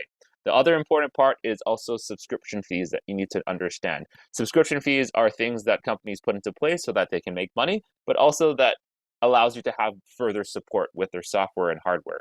So my point is that ask these questions before you get involved, before you sign the paper, before you realize you're bleeding money because you're paying subscription fees that don't make much sense. Just like you pay a subscription fee to Netflix, just like you would pay a subscription fee to Amazon Prime to get convenience, like Milan said, there is a convenience factor to paying subscriptions, but at the same time, it must fit your budget as a denturist. So ask these questions before you buy a piece of equipment, because the worst that can happen is you have a piece of equipment that you're not using, and then you end up paying money that you can't have, or you're not even using the equipment, but you're spending money, okay? An efficient workflow, Milan did touch about this. We're gonna talk about denture specifics in a second. And this is really important about Medit, which is a little bit better than most companies I've seen and worked with as well, is that the continuous innovation is really important. For example, my i500 is the same scanner that was in 2018, but it's performing way better than it was in 2018 at 2022, only because of the software that's running the system. They've managed to squeeze as much out of the hardware or the guts of my scanner with the software they've also co-developed with it. So that's really important. They're co-developing a software that's running the actual equipment, and they're also further evolving the actual hardware, which is the camera inside of the equipment, which is really, really awesome. So last yesterday, for example, I'll give an example of how fast they update softwares. Updates are also kind of troublesome because there's too many, and if you're not up to date on the updates, then you're left behind. But these are free updates, no subscription. But the interesting part about this is that there was a bug with my scanner yesterday, and last night at 2 a.m. they released a fix, and they fixed that bug last night. So very, very quick. They do listen to users. There's a huge Facebook group. There is a free support tick, and you are generally going to be in contact with the lead designers and programmers for the software. This is, whoops, let me just go back here. Sorry, guys. Here we go. Whoop. Excuse me. Sorry. Try that again. Sorry, guys. Computer went nuts. All right, let's try that again. Okay, so the important part about the Medit software is that it runs its own software, and the software is free. The nice part of this integration is also integrated to a lot of services that you use as a denturist. For example, they are integrated with Panthera, so you can take an intraoral scan. You can take an intraoral scan and send it directly to Panthera seamlessly. So for myself, for sleep apnea appliance or anti-snoring devices, I can scan my patient directly in the mouth and then send it to Panthera with one click. Also, because I'm an Asiga user, it also has integration with my hardware like my printer. So in one click, I can build the model within the software of Medit. This is not 3Shape, this is not exocad, this is free software within the actual scanning software, and I can send it to my printer for models. Can you make dentures with that software? No, but you can make the models to print your duplicate partials or a denture that you need to duplicate. You can print it directly from your scan. So that's really important. Another thing that's really important that's free, if you see in the bottom right-hand corner, you also have Smile Design. So if you're doing immediate dentures, you can do Smile Design for free. You can also do, if you're a dentist, you can do temporary crowns. And like Milan said, this has integration with Co-Diagnostics because they are also Medit resellers too. So if you want to ask Milan and the team at Straumann about the i500, i700 series of scanners, they also are resellers for that as well, because they know having the most knowledge of all scanners is most important, because not all scanners are made the same. Okay. And we'll talk about price, but generally, like I said, talk to your resellers of this. If you see here, it's about 150 times autoclavable, so 0.5 per scan per tip. It is a cloud-based service, so they do have a $1 subscription model. It's $1 for 10 terabytes, which is way cheaper than what Google Chrome for your email is, so that's pretty good. And it is free apps, and they've constantly changed. Okay, so this is just general cost. You can ask your reseller for this information, but this is the crux of what is really important and what I want to talk about. You have apps on the left-hand side as a denturist for consultation, like Smile Design, which means you can take an initial scan and workup of a immediate denture, and then after that, you can do a quick mock-up and show the patient what they could have, chairside if you're quick enough. You also have a model builder. So you don't need to buy a 3Shape model builder to build your model. So if you're purely just scanning for partials, for example, and sending it to a lab to get partials made, you can literally scan it. And if you have a printer, print the model and have the duplicate model ready as your partial is made outsourced somewhere else. Okay. So for example, you can use someone like POW, 3D RPD, KDET in Calgary. You can send it to other places as well, as long as they're Health Canada approved, and you can have your duplicate model ready to go. Just like Milan said with the Trios 4 and Trios 3, you also have a toolkit of cameras. And something that I need to touch on about intraoral scanning, guys, is make sure you calibrate your scanner. This is really important for lab scanners too. A lot of my clients that call me for consults are saying intraoral scanner is not working really well, and this is because lack of calibration. This is a reseller problem too. If your reseller did not teach you to have a calibration cycle, it is not possible for you to understand why it's important to calibrate your camera. So an uncalibrated camera is going to cause inaccuracies in your scan and also inaccuracies in your denture. Hey, Davey, you're back. Another thing that I want to talk about that Medit understands is that not everyone is a Medit user. For example, Davey is a 3Shape user and a Trio scanner, and his files that come out of his scanner are called DCM files. Yes, he can export an STL file. If you don't know what I'm talking about right now in the room, I'll explain it in a second. But a DCM is a 3Shape proprietary locked file. You know, Medit knows that we work with each other and we collaborate quite a bit, so they put a converter there. And that's really important, a free converter. So this morning, Davey sent me his scans from his Trios. I brought it into my software, and with a free converter, I converted the file to an STL so that my software can recognize it. Totally free, because Medit understands we do need to collaborate as colleagues, okay? This is really important. I know this is not denture specific, but you need to keep an open mind to software. Just because this says ortho simulation doesn't mean that a denturist can use it for other things. An orthodontic simulation means that you're going to move teeth to the best of its situation, to its best class 1, you could say, for those who don't know ortho. And what's really interesting about this, it allows you to take a full photography series, add it to the catalog, and this is amazing for case presentation. So think of it like this. If you had an immediate denture and the patient's terminal dentition is horrendous, you take an intraoral scan because you can no longer take an algin out of the case. You ran it through the ortho simulator and it automatically moves the teeth to the most desired position.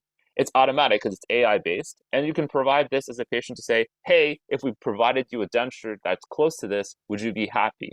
So like Milan said, it's convenience and immediacy. So it allows you to give the patient what could be. I'm not saying it's going to be like that, but case presentation is important because these patients have not seen themselves in a good oral condition for a long time.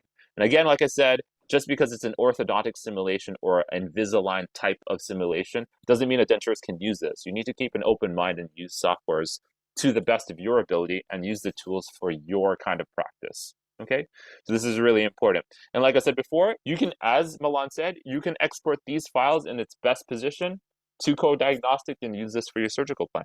This is all within Medit. This is not even getting into design. Me and David will talk about design in a sec, but that's really important. So this is just like denture teeth movements. You can grab the teeth because it splits all the teeth that you scanned, and you can move them around like denture teeth. Kind of interesting. So the question is, can you use this to make dentures? Probably, because you can sectionalize them like denture teeth. I'm not going to get into that. That's a more advanced topic, but that's really important. So just to go back, it allows you to visualize, it allows you to export the files, and it allows you to collaborate with other clinicians. And it's free. Okay? This is how it sections the teeth. This is how it goes from point A to point adequate or best we can. And you can see we can even add teeth if you want. So for immediate dentures, if it's an edentulous space, you can even add a tooth, a pontic tooth, or a denture tooth. You could call it that because you guys don't know what pontics are. And it's chairside. It's really quick. So for a consult, it's amazing. It builds trust, it builds rapport. And I'm not going to lie, and Davey can speak on this topic. When a patient comes to your office and you do intraoral scanning, the wow factor is hella high.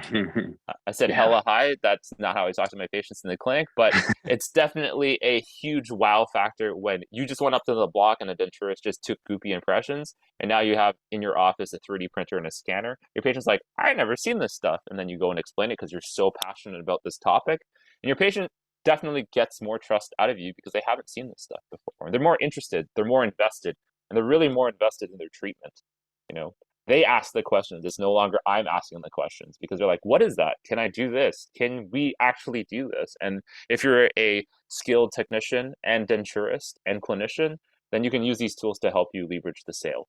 And I don't want to say we are selling things, but we are running businesses, guys. Okay.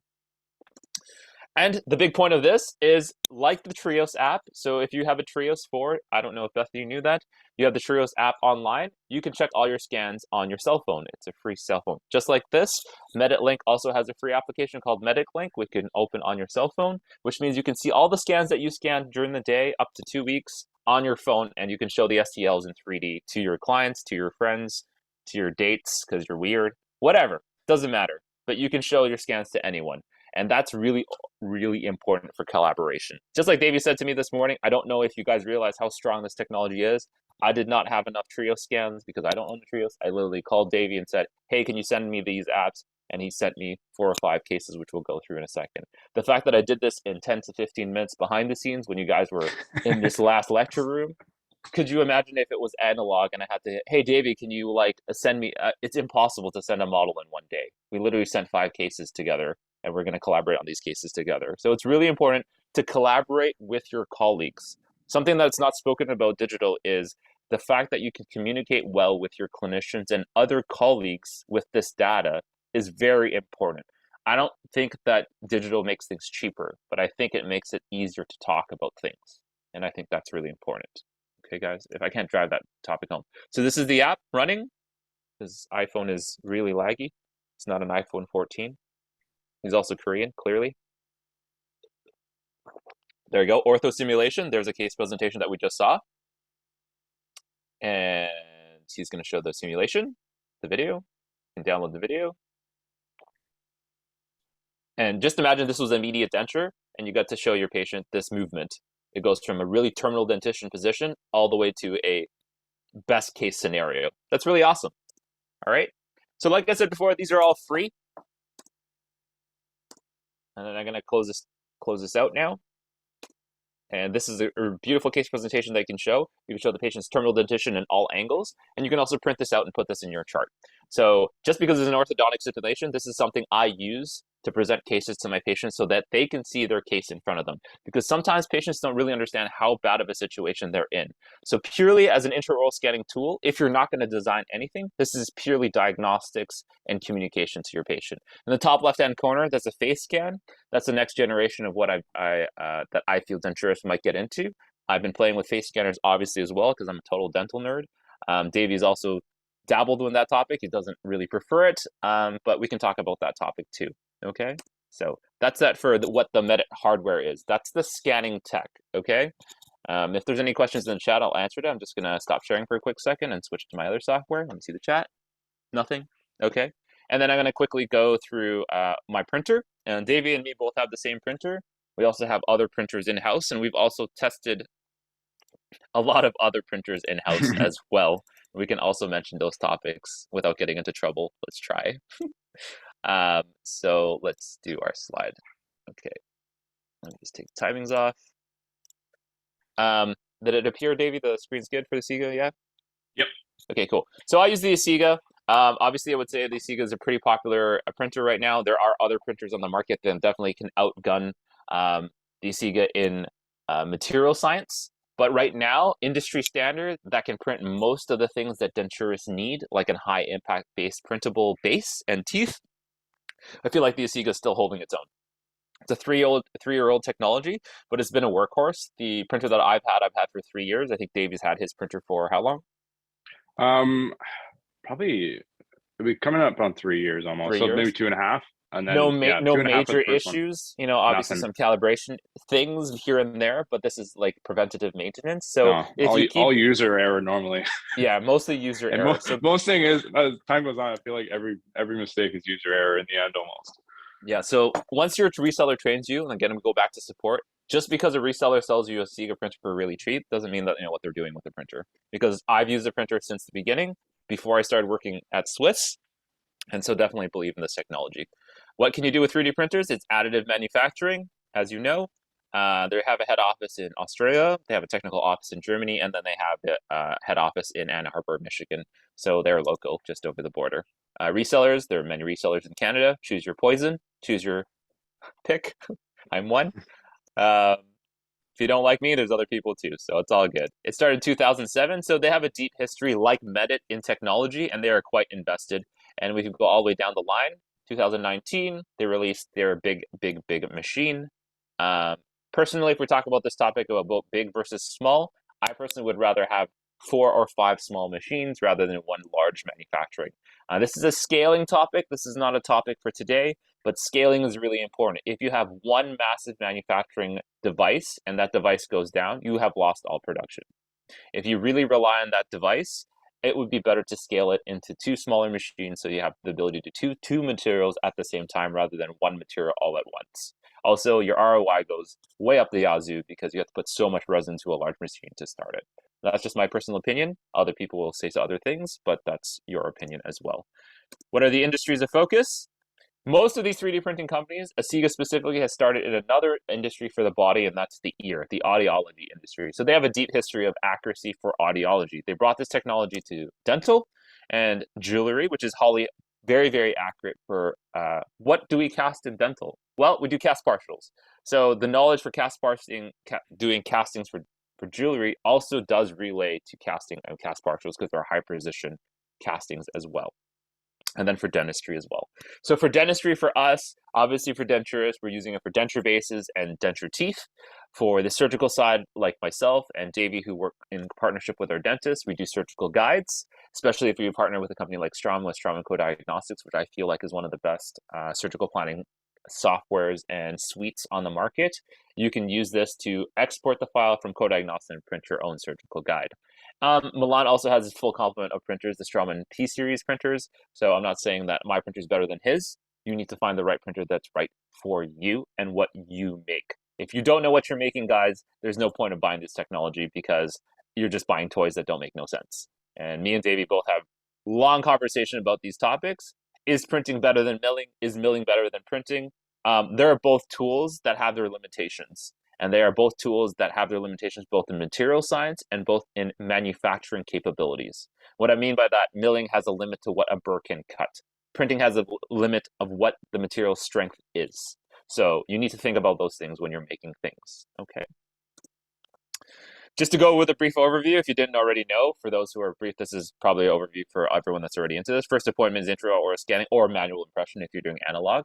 The manual impression is sent to the lab. The manual impression is poured up, or stone models poured up if you're a denturist, and it's scanned in the lab scanner.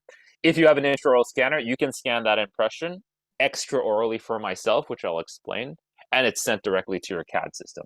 I personally right now do not pour up my full fulls. I usually take a preliminary impression if it's a reference denture based on Eric Kakusha's work or the Winnipegger from Winnipeg, as we all call it. If you take a full border mold impression in the patient's existing denture, if it's in good condition, you can scan that 360 degrees and go straight to design. No need to pour a stone model. Do I still take alginates for partials? To answer Bethany's question, for free-end edentulous case, I still do take alginate impressions or PVS in some cases, but I still do. Is it possible to do something different and to leverage your technology and use a combination? Yes. So you could scan the anterior teeth with your intraoral scanner if it's free-end, take an alginate and scan the saddles and add it to your scan. If you did not know you could do that, that's something you can leverage. Can you tell your patient is impressionless free? No, but you are leveraging the accuracy for their anterior teeth and the accuracy of the free end, almost like a digital altered cast technique. And that's something that our colleagues are pushing for and really pushing that algorithm for the TRIO system. Okay, just something to know. The CAD design system, I'm a 3Shape user. Davey's a 3Shape user. I would say the vast majority of denturists in Canada are 3Shape users. I'm not knocking ExoCAD because Benoit is going to be lecturing on the other side of this lecture. Okay, cool. Bethany just answered. So ExoCAD definitely understands the denture market is hot. So they just partnered with, obviously, Ivoclar and released their denture module and iVotion capabilities. So companies sometimes, because of politics, do move a little slower. I'm not saying one is better than the other. It's this, what is the actual thing you want to make, and can your system make it? And then you finish. Are you going to 3D print an immediate denture? Are you going to 3D print a partial? Can you 3D print a partial? Is it strong enough? Can you 3D print flexible dentures? Are all questions you need to ask as denturists when you go to Spectrum Toronto next week and say, are these materials available? Are they Health Canada approved? What is coming down the pipeline? Can the printer that I buy print it? I hope these are questions that you can ask today. If you're taking notes for the questions that you should ask at Spectrum is, who's the reseller? What's the support like? And what's the next 2 to 3 years of this printer? Can it handle those materials coming down the pipeline? Is there anything you should add, Davey, in your testing privately? Maybe just how open are they to other materials also? Is it just in-house brands? Are they willing to open up to other ones?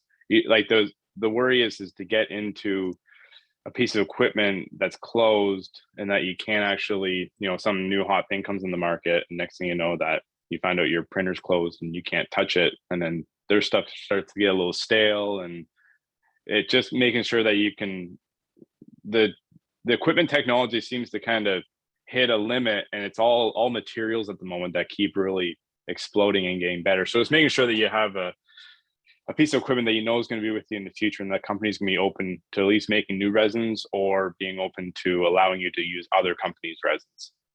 So a topic that I talked about is like, what is your purpose? Are you doing surgical guides? Are you an RDT and denturist combination? Do you need to do night guards? Because obviously as a denturist, I can't really prescribe night guards, but if you're an RDT, you can make night guards for your doctors. Are you doing denture try-ins? Are you an orthodontic partnered with an orthodontic office? Do you need to do indirect bonding trays? Are you a cast partial lab? Do you want to do cast partials? This is a really important topic, guys, because we are losing cast partial guys rapidly and aggressively. And I think everyone in this room can definitely, Morty's in the room, who is a very seasoned denturist. And even he knows that cast partial guys that he once worked with are no longer around. And so we have a problem in 5 years, guys. If we don't get more dental technicians making cast partials, or at least learning the technology, we're not going to have guys to make cast partials. Me and Davey send to companies that we prefer, but most of the time we design them, or aggressive, difficult partial designs we design ourselves, because we know that the person on the other side, me and Paul Murray talk about this all the time, the guy on the other side of the screen may not be a dental guy. He may be a guy playing Call of Duty, and then on his side he's making cast partials. So you don't want that guy making your cast partials. especially those designs. Okay, so it's really important. You need the machine to be accurate. You need it repeatable. You need it to be decently fast, and you need it to be open. One topic that's not said in this slide is you need it to be easy enough for you to understand, because most of us are not dental nerds like me and Davey. Most of us want to go home at 5 o'clock to our wives, our spouse, our girlfriends, and have a life. Like you guys are in this room right now talking to me and Davey. I'm pretty sure you guys don't care about this. You'd rather go see the sunshine. And I agree. But my point is that it needs to be easy enough for you to understand and use, because you guys are not 3D printing experts. And 3D printing is not easy, guys. I don't care what person you say, even myself. If I tell you it's easy, it's not. Davey can say the same thing. There's a lot of trials and tribulations, and if you look behind Davey, there's tons of bottles of resin. A lot of those bottles of resin are also R&D bottles too. So we've also done our time in trials. Don't ever think that it's easy, and don't ever think it's going to be super cheap. There is a learning curve. You know, you're not going to jump into a Ferrari and drive it tomorrow. You're probably going to crash it into a wall, especially if you don't have a license. Okay, DLP technology. This doesn't really matter. Most of the 3D printers on the market are like this. There's two types that are very common right now. There's DLP, projector, and there's LED. That's all you need to know, guys. The Forum Labs type is a laser base. Okay, so we just move forward. I'm not going to really, if you want to know this technology, come meet me at Spectrum next week and I'll show you what it does. A question that's always asked about 3D printers is how long does projector last? Well, that's a great question, guys. The bigger the projector, the more damage the projector gets. So what I'm saying is I prefer a smaller machine because the projector is smaller, it's less heat, it's less damage, and it lasts longer. You get a bigger machine, that includes the 4K. I'm not saying that they break down, but if the projector is larger, there's a lot more heat, and you're putting a lot more production in the machine. There's likelihood of the projector dying is quite high. Projector changes are not cheap. They're quite involved, and they're quite technical. They're also not cheap for the customer if they don't fall within the insurance range or the warranty range, around $6,000 to $9,000. Okay, this is the big machine. Just to show you, I'm going to blast through this, and then we'll get through some scans. Accuracy. This is neither here nor there. It's only as good as your intraoral scan. I like the Max UV. That's what I prefer. And its size is like this. This is how much you can, it's a size comparison. About 3 models on the flat for the Max UV. If you're doing dentures, it's going to look like this. I'm going to go quickly. Dentures, and then output for the dentures looks like this vertically. So about 6 dentures if they're small, 3 dentures if they're big. This is the small machine. This is a support thing. Look, guys, this is a very, very misleading photo. This doesn't mean you can do this with every material. Some materials cannot be printed in this format. Also, never ever do this with your printer. Don't ever leave prints dripping onto your lens. This is stupid. So this is just for the show. This is just for the Instagram. Don't ever do this to any printer of your own. Let it drip directly onto your projector. This is so stupid. So my point is that always ask those questions. What you see in a projector, a promotion video like this doesn't mean that you can do that in daily. I would say maximum you're going to be able to do three dentures at most. Would you agree with that, Davey? Probably. Yeah, I'd say if they're tiny, you can get 6, like small immediate ones. 4 is pretty good, but I've never done 7 this full in my cases. I've never done full 7 fulls. So okay, so for the big machine, just to show a comparison, because people are always like, do I need a big one? I don't know. How many dentures are you making? For my friends in Vancouver and Alberta, maybe so, because they definitely produce more units. And just to give you a comparison, I'm going to blast through this. This is models on the flat, so like 12. And then for the dentures, there you go. This is for orthodontics, a lot more. And then for dentures, quick video for you guys just to show you what it looks like. This is the big machine. Hope everyone's not falling asleep or drinking the Red Bulls.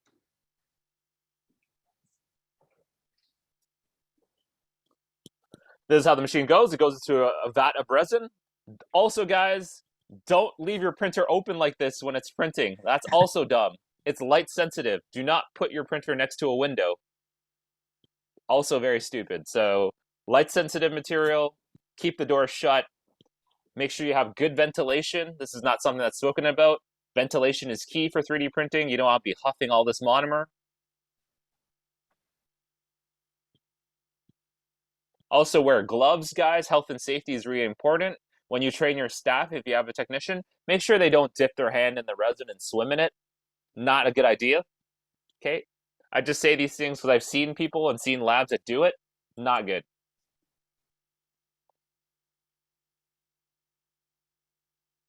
All right. We are just going to stop that and go for it. That's the denture bases if you're doing dentures. Both machines are validated for Lucitone print.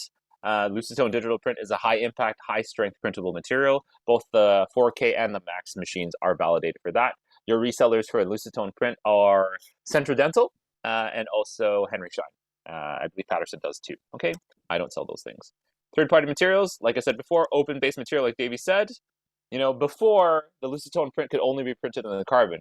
That's why Sirona realized that this was an open-based printer, so they released it to the general public, and now anyone that has an Asiga can print it within reason. Okay, so this is model resin, and this is their own resins, and these are consumables. Okay, this is a really important point. What's a consumable? It's things that you have to buy as the printer goes. A consumable is a tray. These trays are eventually going to die, and you eventually have to buy them. And so they're between $180 to $200, depending on how much resin you can put in them. If you want to know more about that, talk to us at Spectrum Toronto. I'm not going to get into that. But know that is something you have to purchase continuously as a printer. These are the capacities. I usually do 2 liters or 5 liters. This is what's included in the package. Really important point about this post-curing situation. There are instruction manuals for resins. There's a reason why they make those instruction manuals. Please, dear God, follow those instruction manuals and follow the right post-processing instructions. A lot of times I'm on social media and I see a lot of customers or clients or colleagues and they're like, this material sucks, it's breaking. And then we ask in the private chat, hey, did you cure it to the proper wavelength? Did you use the right light cure machine? No, I was too cheap to buy it. Well, if you're too cheap to buy it, please don't buy this technology. I'm being very blunt and being very serious. This is not a joke, guys. Your patients do not deserve you to put uncured resin in their mouth. So follow the instructions, follow the instructions for use, follow the health and safety for yourself and for your patients, and please follow the instructions. I cannot stress this enough. And if David can touch on that topic, sure. Yeah, no, like I think my thought has always been, if you improperly cure, next thing you know, this flywheel effect, and then 5-6 months you have all these dentures breaking that would have lasted a year, 2 years, and especially in the immediate phase you're using printed dentures or other stuff where if you sort of cured it properly you could have solved all those issues. So it's just such an investment, the health and toxicity for the patient, but also just for making sure that are you getting 100% strength out of that resin that it was designed for, rather than finding out that you incured 30 arches all wrong and now you're just stressing about every arch you gave away. All right, so I'm going to switch to my actual app now, and then we're going to talk about scans. Okay, guys? So we have a little bit of time. We have 15 minutes. We're going to blast through this because I know all of you guys want to see proper scans for denturists and workflows. So let me just switch real quick, and we're going to talk about our cases. I'll start with Davey's cases because he's here with us. And give me 1 second here. Just close it and open it again. Okay, here we go. I hope it works, Dave. No promises, bro. It's a little touch and go. Let's see if this screen share works. Let it ride. Here we go. Can you see that, Dave? Oh yeah, I see a whole bunch of things. Okay, There so Yep. these are Davey Grundy's scans. He's going to go through them with you, and we can chat about them. If you have any questions about the chat, you can talk about them. So this is the first scan. Note, guys, this is really important. Davey sent me the scan from his Trio scan, and I opened it in my Emedit application. You need to know how software talks to each other. If you don't understand these things, there's no way we could have transferred the files this morning. Okay, so we'll show this. So what do we got, So it's Davey? so we got a couple mini implants in the back, crown and bridge in the front, do cast partial in the back, and then the bottom, a couple locators, and a missing tooth in the front there. So it's pretty cool. So I scanned this case. Second appointment, cast try-in with another try-in, and then third appointment insert. The mini implants were, the guy takes very good care of them. They're quite shiny. So what I ended up doing was just actually I sprayed some occlude on my glove and then just kind of rubbed it on the ball attachments there. Just to and then pause that way, for a second. What Davey's saying is that an intraoral scanner a lot of times has a hard time picking up something shiny. Occlude is a powder-based scanning powder. Just another side note for that I learned from another doctor is if you use edible glitter powder, you can use that as a scanning powder as well. Okay, guys? Just I was using that what's that like that cast spray, like Yep. to check the fit and stuff. Yeah, fit checker spray. yeah, fit checker. So no, it's All right, pretty who cool. sells So Occlude? Who The sells Occlude is Central Dental Unique Dental Supply sells Occlude. Okay. No problem. Okay. yeah, it's just stuff that because if I put it on cast partial and check the fit, it's good for the mouth. So Yep.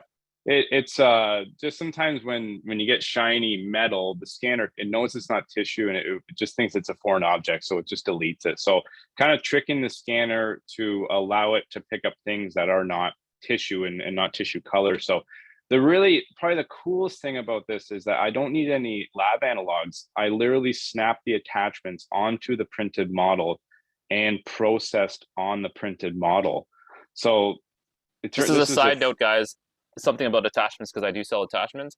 Something that I didn't know was really important for intraoral scanning is doing diagnostic work for attachments. If you don't know the attachment size, guys, and you have an intraoral scanner, you can scan this, send it to Swiss and F Metals. I'll print the model and try the attachments on the actual model. This is a service I do offer for Swiss and F Metals for free, and so that you don't get wrong attachments.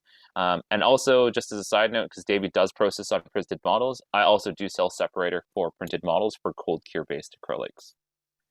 Yeah, the processing on the printed models has been really, really big.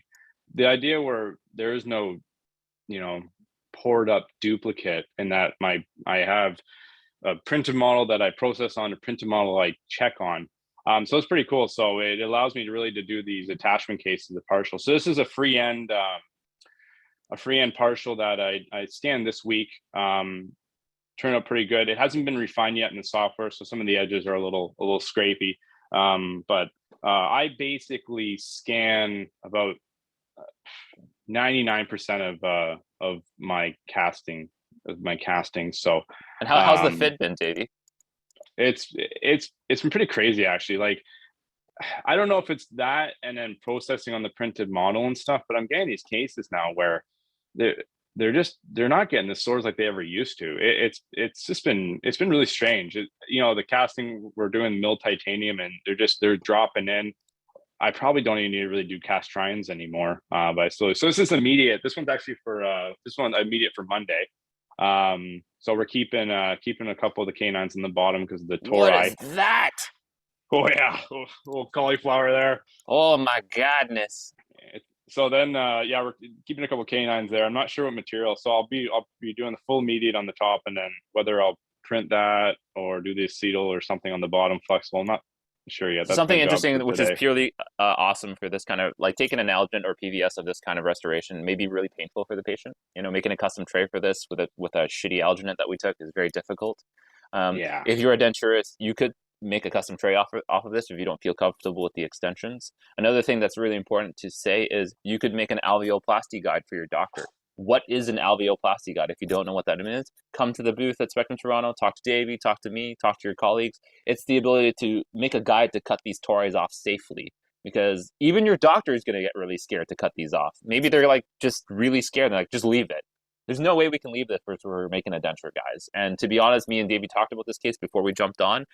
How would you do this case diagnostically if you didn't have this information? Like, how could you relay this information to a doctor and say, hey, doc, I'm going to do immediates. Like, I can't do that with the tori. It's like borderline inocclusion. Like, that's not good. And it's great. Like, I send guides with probably 95% of my immediate cases. The docs like it, makes us look hardcore. So this is kind of cool case. I got this, actually another one from this week. Got referred to me. Someone's doing I think they're doing some all-ons in the bottom, but they couldn't do the scan. They couldn't do it. So the dentist, the oral surgeon, they wanted me to scan and figure it all out and do almost like a wax up for the bottom. So I was flexing on this one. I kind of wanted to show off to the new surgeon. So I ended up kind of going all the way into the tori and just kind of going the extra mile and getting the retromolar pads. But this is intraoral scan. So from this one, basically, I'm just going to be doing a quick printed try-in for them in a partial, just so they can see where the teeth lined up. I might make some clear guides for them too. I'm not really sure what's going on with it. But the cool part is, so that they sent them in. I was able to get the bite figured out in the same appointment, 10-minute appointment. and then I send them off the doc, the STLs. So this is the case from this week, the earlier one, the freehand partial. So I'm just gonna go it's back. great. I'm just gonna go back to that scan so they understand what we're talking about. Okay, just give me a second here. Sorry, guys. Let me jump out. Sorry, guys. I got a lot of windows open, so excuse me. Tori's gonna kill me. So let me just do this. Where is it? Fred. This one. So this is the Yeah, intraoral scan, guys. Go ahead. So that's the freehand one. It's great. Basically, scan it, probably 10, 15-minute appointment after I talk to him, do the quick scannings, send off to the lab, just email the STL pretty much, get a screenshot of the design. So this is gonna be milled titanium. The coolest part is with these print models is I'm not articulating them, like they're coming on pins articulated. So I'm getting these back articulated properly. I verify it. So I'll do is at the next appointment, I'll do the cast try-in, and then I'll probably print out like a temporary, almost as the verification of the bite and everything, and then we'll go to finish. 3-appointment workflow for this stuff.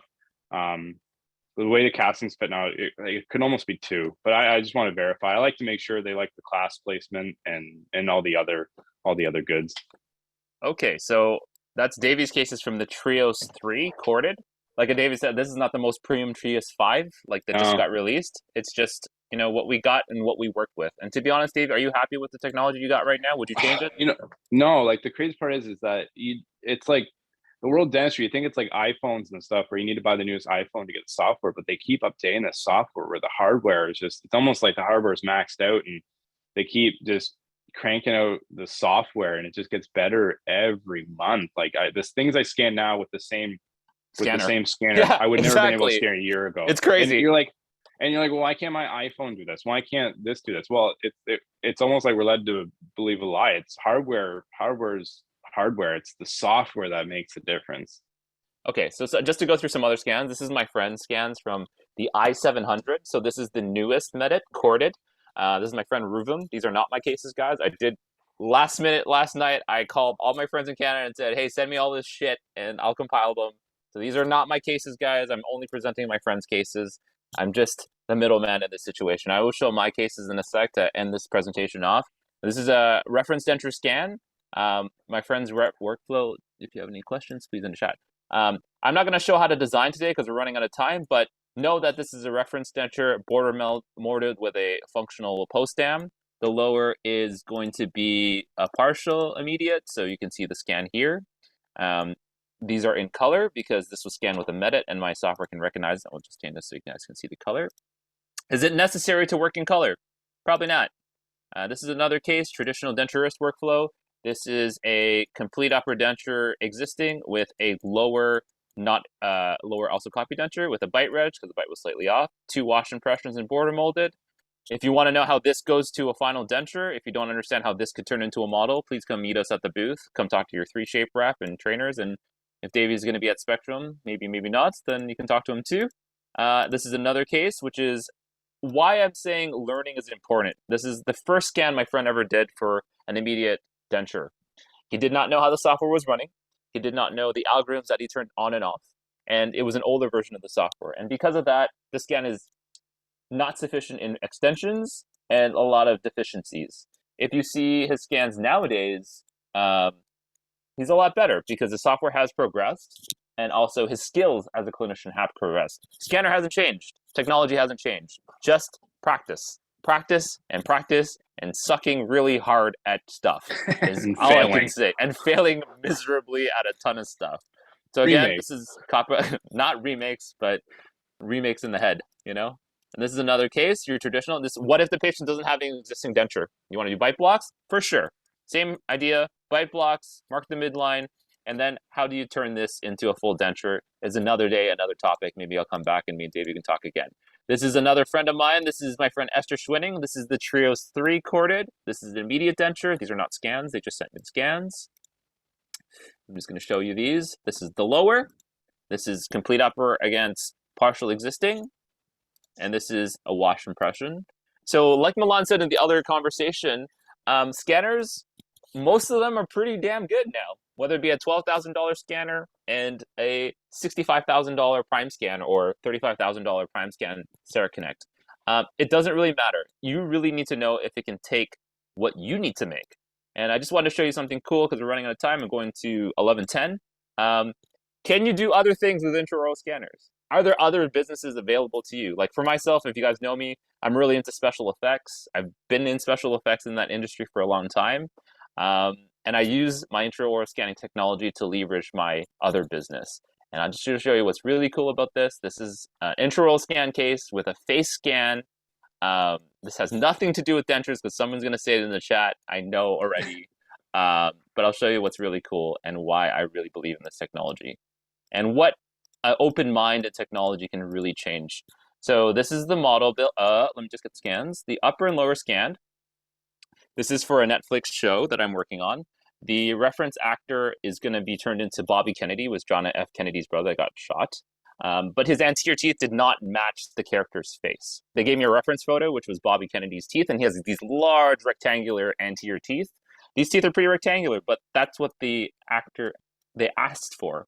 The problem with the studio is out of town, and they said, I want to see these. And there's no way to send like a analog to the studio. They're going to ask for changes and send it back and forth and back and forth. And I said, look, man, I'm going to get the actor to come to my dental office. I'm going to scan his teeth and do you a mock-up in digital. They're like, what the hell does that mean? Let me show you. So he came to my office. I scanned his teeth like this. I scanned his face with my face scanner like this, which is 3D. So that's his smile line because he obviously needed specific lip support. Because I'm not talented in obviously designing veneers, my friend Benjamin Mueller did the design for me. He's out of Halifax, and we put the veneers in his face.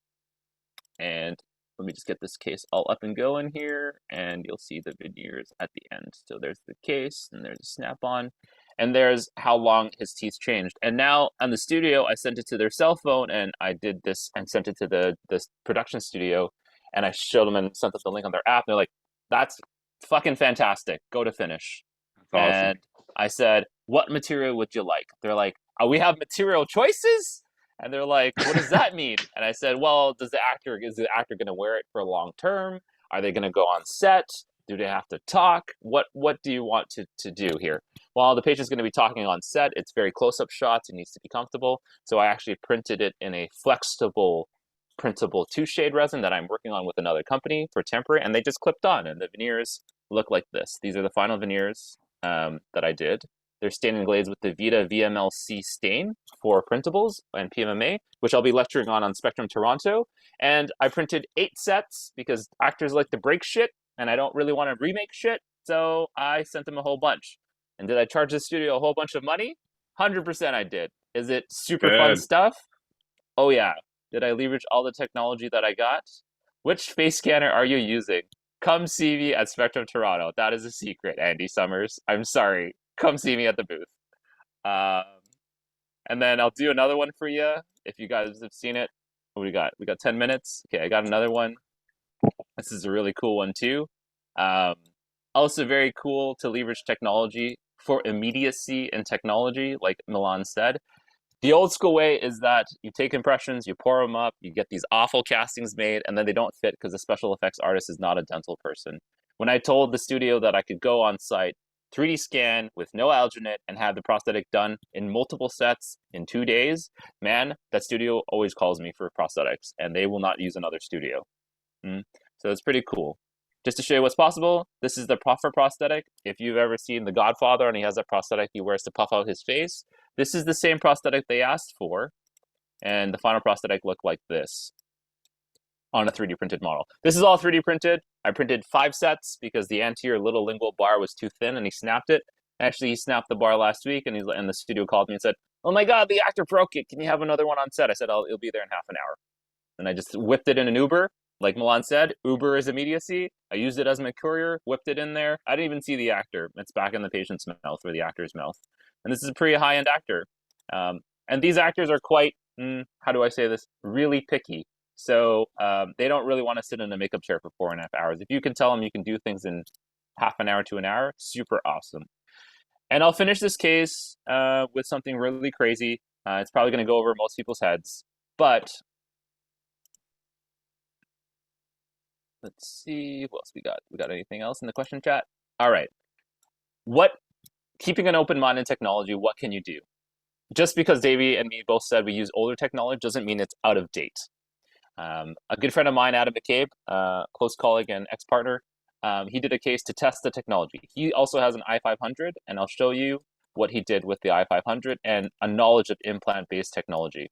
And also the trials and tribulations, what happens when you have issues to manage. And this is another topic for another day, which is managing implant complications. However, let me just get this case up.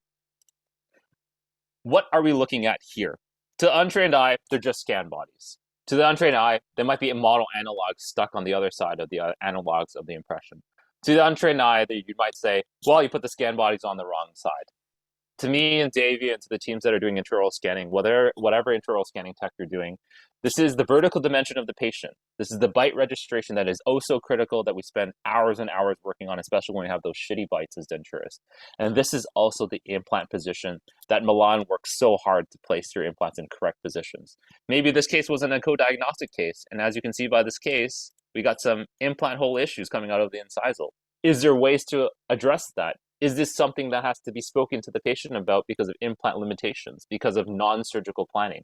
Again, these are just scans, but it provides so much information to us as denturists and clinicians to say, hey, there are problems here. How do we fix these problems without taking an impression, without taking an alginate, without taking a PVS, and without buying scan bodies, without buying impression coatings? Scan bodies were purchased.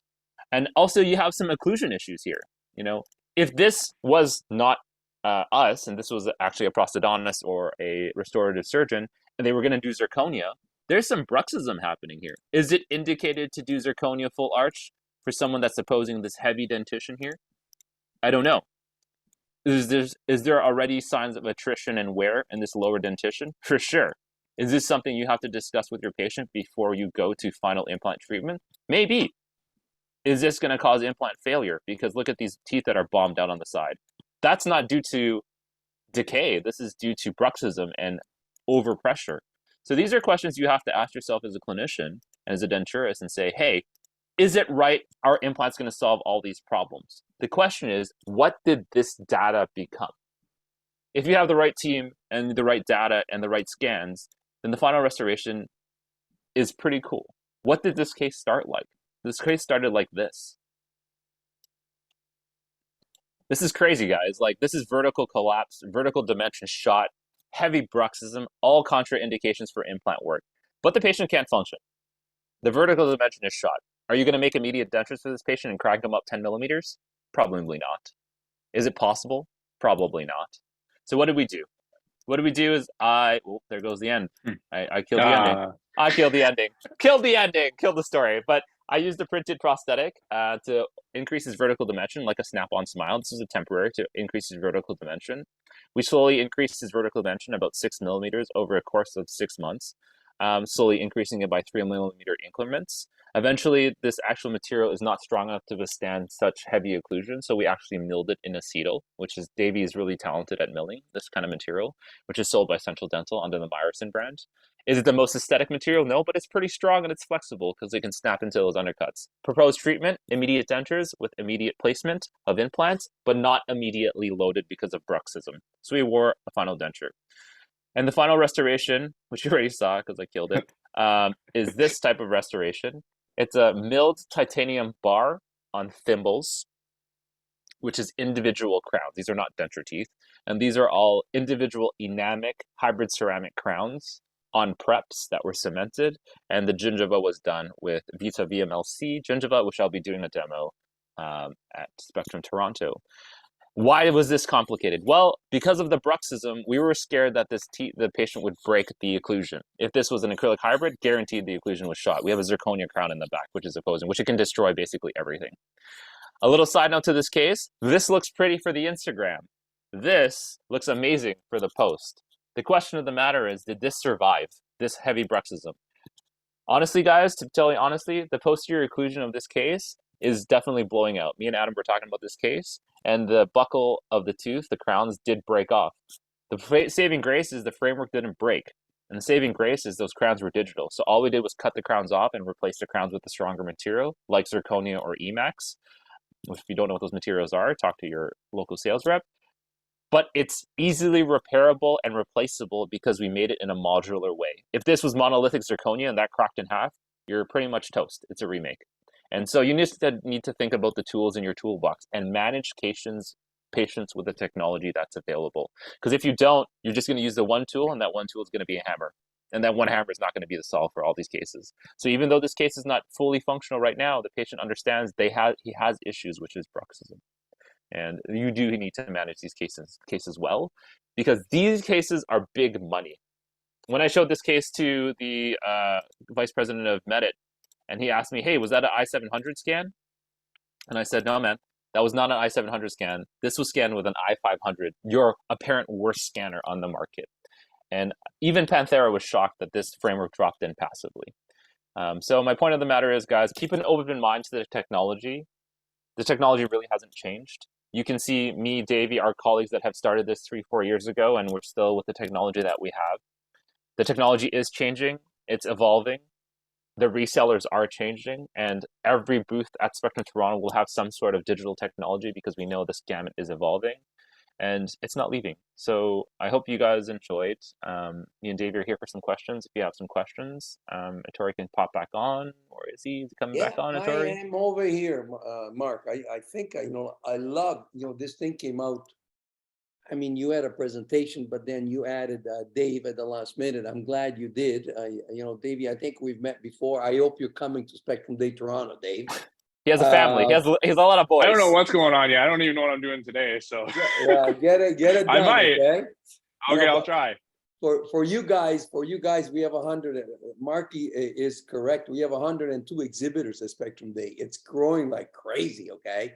And the fact that we do free admission is unbelievable. I'm gonna take the model that we have in Toronto across Canada next year. But going back to the presentation, Mark, I love the tips and hints. At the same time, man, I don't want to be your friend. You freaking bother everybody overnight. Like, I mean, yeah, like it might be midnight here, but like it's a different time in Germany and a different time in Vancouver. So I don't know, Mark, but it's good because it worked out and it dovetailed very nicely with the presentation that Milan did. It's just fantastic. Everything worked out. Just as a side note, to give you, because obviously me and Davey are 3Shape users, and the next speaker that is a good friend is Benoit. The big implant case that you saw was designed with exocad. The next speaker is an exocad speaker. He is manager, and he'll talk more about surgical planning with exoplan. But just know that the implant case was not designed with 3Shape, because I don't know how to design big implant case with 3Shape. The next speaker is going to be talking about surgical planning, but that's the software that was used to design the bar. The bar was then sent to Panthera, which is a milling center. So Panthera did not design the bar, guys. My friend in Halifax designed it in exocad. He also designed the crowns, and then it was assembled locally, made in Canada at a local Canadian lab. Manufacturing was made at a Canadian milling center, which is Panthera. So we used a lot of skills. There were a lot of hands in the pot, and we didn't use just 3Shape. So I always get this question, and we get this question all the time: what's the better software? All of them. Yeah, because I use Exo too for fixed and stuff. The veneers that were made with exocad as well. I can't do that type of veneer work with the prosthetics for the special effects. So Maury said something really important. It's a different time in Germany and a different time in Vancouver, but that's also your advantage, because when I'm sleeping, my friends are working. So, when my friends in Vancouver are awake, that's extra 3 hours. So when I send a case to Vancouver, that's an extra 3 hours of lab time. When I send my cases to Germany, I'm sleeping and they're awake. So Palmari said something really important, but that's something that you guys need to know as denturists is I'm no longer one guy in a room in a bubble. I have access to all these technicians on different time zones. So yeah, now you see Benoit is jealous because he said, look, I'm a friend of Mark and he never phones me in the middle of the night. Go to sleep, Benoit. You got to present, okay? I'm done. So Anyways, I would like to enjoy the sunshine today too, guys. No, you got one more lecture. But anyways, guys, what Mark is saying so true. You know what I like, Mark? Because, I am partial and I work with Julian and Swiss and F so much, but I also work with Joe Smith and Central Dental, and you guys really support everything we do. Like, that's two companies. And so, like, I have a weak spot. But it's nice how Mark, like you're not afraid, and Julian doesn't say, "Oh, don't mention Joe Smith. Oh, don't mention." No, you guys are telling, you're sharing tips and hints on what works, including materials, even though there might be competitors here and there, and that is a class act. Okay, but I like the advice you give on support. I'll tell you something, Mark, because we deal with a lot of dentists, and what's happening now is a lot of the dentists, they're being giving intraoral scanners For free. okay, for free. Yeah. And if they buy the printer, but these buggers don't know that they need to know how to design. They need to know about exocad. No, they don't need to know how to design. They just need to know how to turn the scanner on, man. Yeah. So Mark, and so they have the scanner, they have the printer, and then they start calling. So is there any courses on me how to use the printer? Good luck, man. From dental people? No. Yeah, the clinical side. The clinical side. So hey, Davey, when you first got your scanning tech, just as a side note, because he's a clinician, he's not biased. How hard was it for you to learn all this stuff? Like you obviously have your own milling machine and printers and stuff. Yeah, it was. I think it's like you learn designing. You're like, okay, the next step's going to be easy, and then you're like, wow, milling's harder than designing. And then but I remember like spending it was like 7 hours on a case one time. I had to get it done for the next day, and it was just like it's now or never. You just got to get it done. But yeah, it's a nightmare.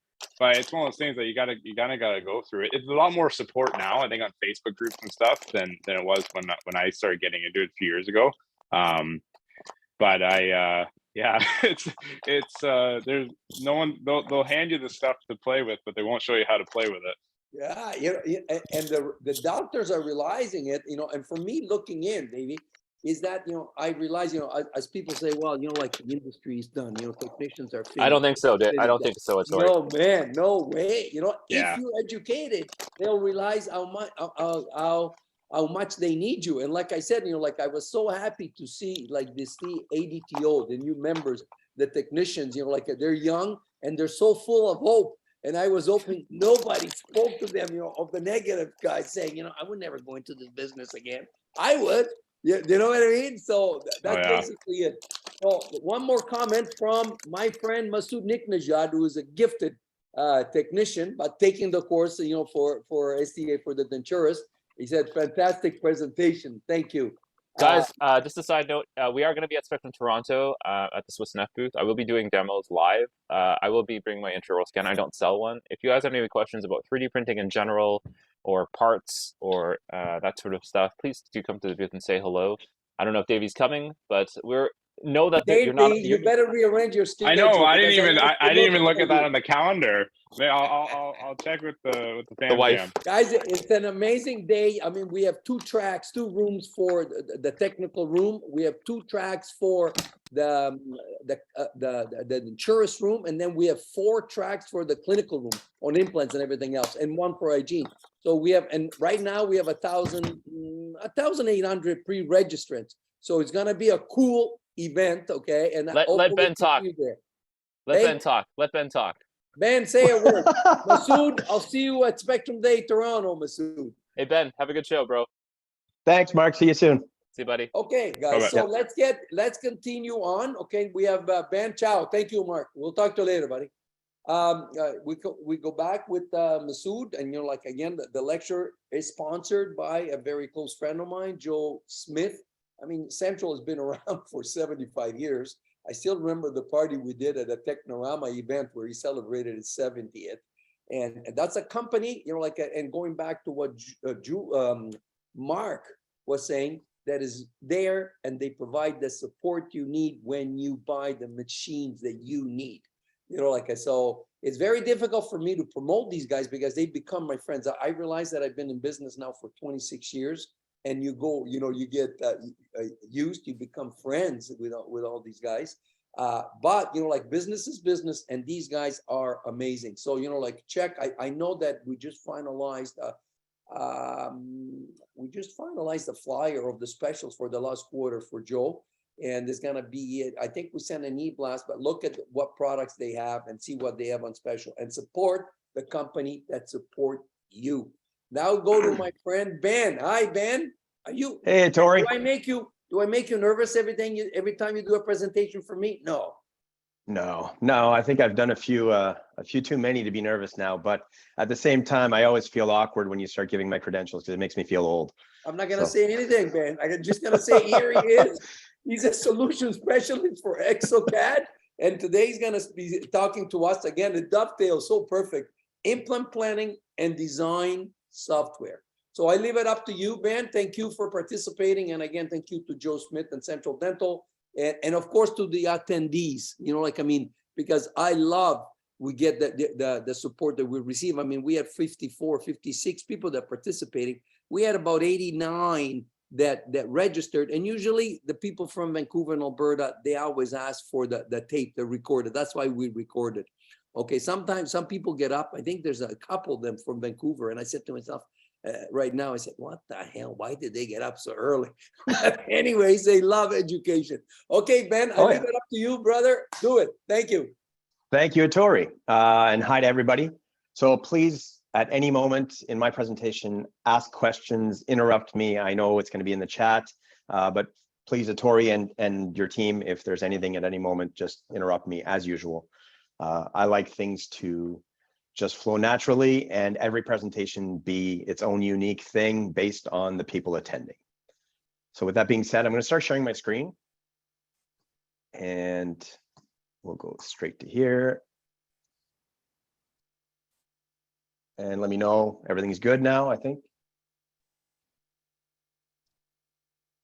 All right, so what we're going to do, I know this is for denturists, but for me and for a lot of the people I know in this field, and as Ettore touched on, learning and expanding kind of the reality that we have and not just stick to what we work with helps us give better support, better products, and help the customer at the end, which is the patient. And if you can do that, also touched on by Mark and everybody else, I find the dental world is kind of slowly flipping, where before everything was keep everything close to the vest, everybody else is a competitor and I don't want to work with them.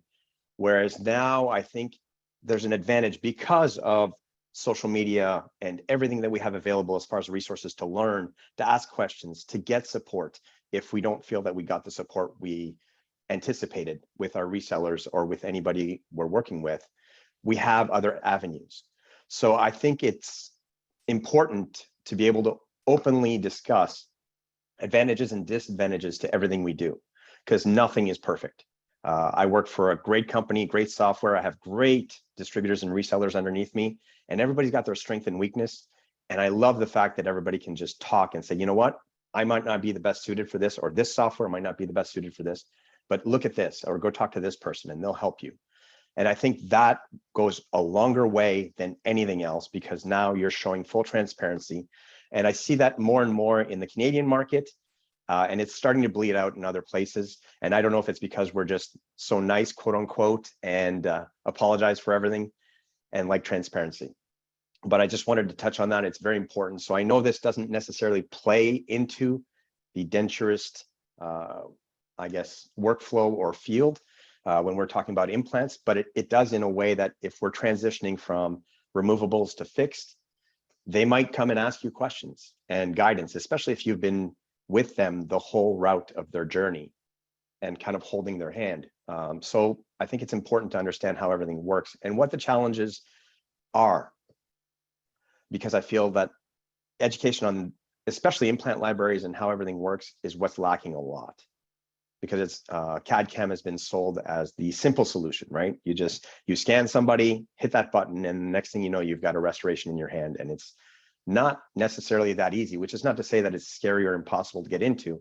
It's just not necessarily that easy. So please, if you have any questions at any moment, feel free, interrupt. And if not, just like Mark, I'm going to be at Spectrum Toronto next week, so you can come and talk to me in person. We will have a booth, which doesn't normally happen. I normally walk the show, which is why I wear the purple and orange shoes, so everybody knows exactly who I am. So now that we hop in, the first thing we got to do with whatever we're doing is establish our end goal.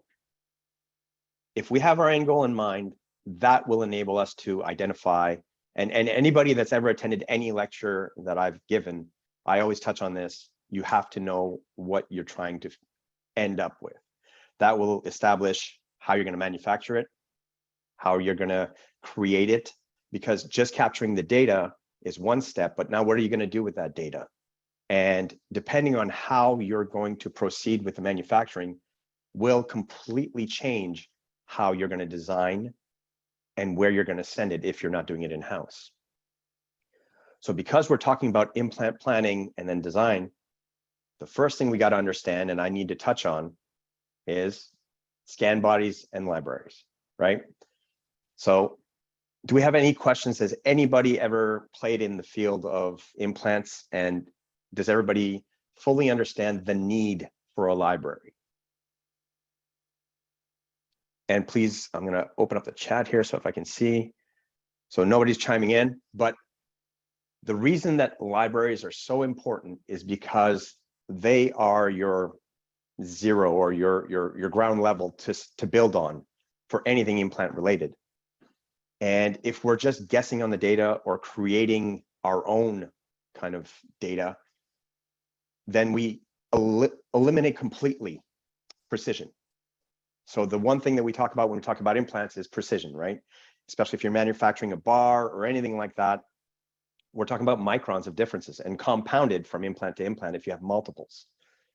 So if we're manipulating scan data to try and create that, we've completely eliminated any precision we might want to look at. So the reason scan bodies are great Ben, yeah. are you sharing your screen yet? I am. Okay. What do So- you see right now? Nothing? No, I see you and your background. Okay. Is that better? Yeah, there was a lot of people thought you were dreaming, and I said, yeah. I okay, could, but I'm there you always go. dreaming. Okay. I'm always dreaming. So I'll Thank start you. over, but. No, don't start So- over, please. Okay. Okay. Well, Okay. sorry, but I am dreaming. So everybody is right on that one. Okay. So thank you for letting me know. All right. So for scan bodies and libraries, the importance of it is, if we see here on the left, I don't know if everybody can see the cursor or not, we have the physical scan body. In the middle of that is the digital representation of that scan body. Now, scans, as precise as they are, when they hit a corner, right? When we see that little flat here, you see how it's kind of broken up a little bit. We have pixelation happening because any scan, when they call meshes or cloud points, it's because each point is used to create a triangle. And the more points there are, the more precise it is, and the more triangles there are. But that also means that if we have a sharp corner, it's very often going to be rounded, not by anything that's going to affect necessarily the precision, especially now with the technology nowadays, no matter what scanner you use, they're precise enough that it doesn't really apply, but the image will always be a little rounded. So you're always going to see little differences between the physical and the scanned one. And what happens is that gets matched in the software.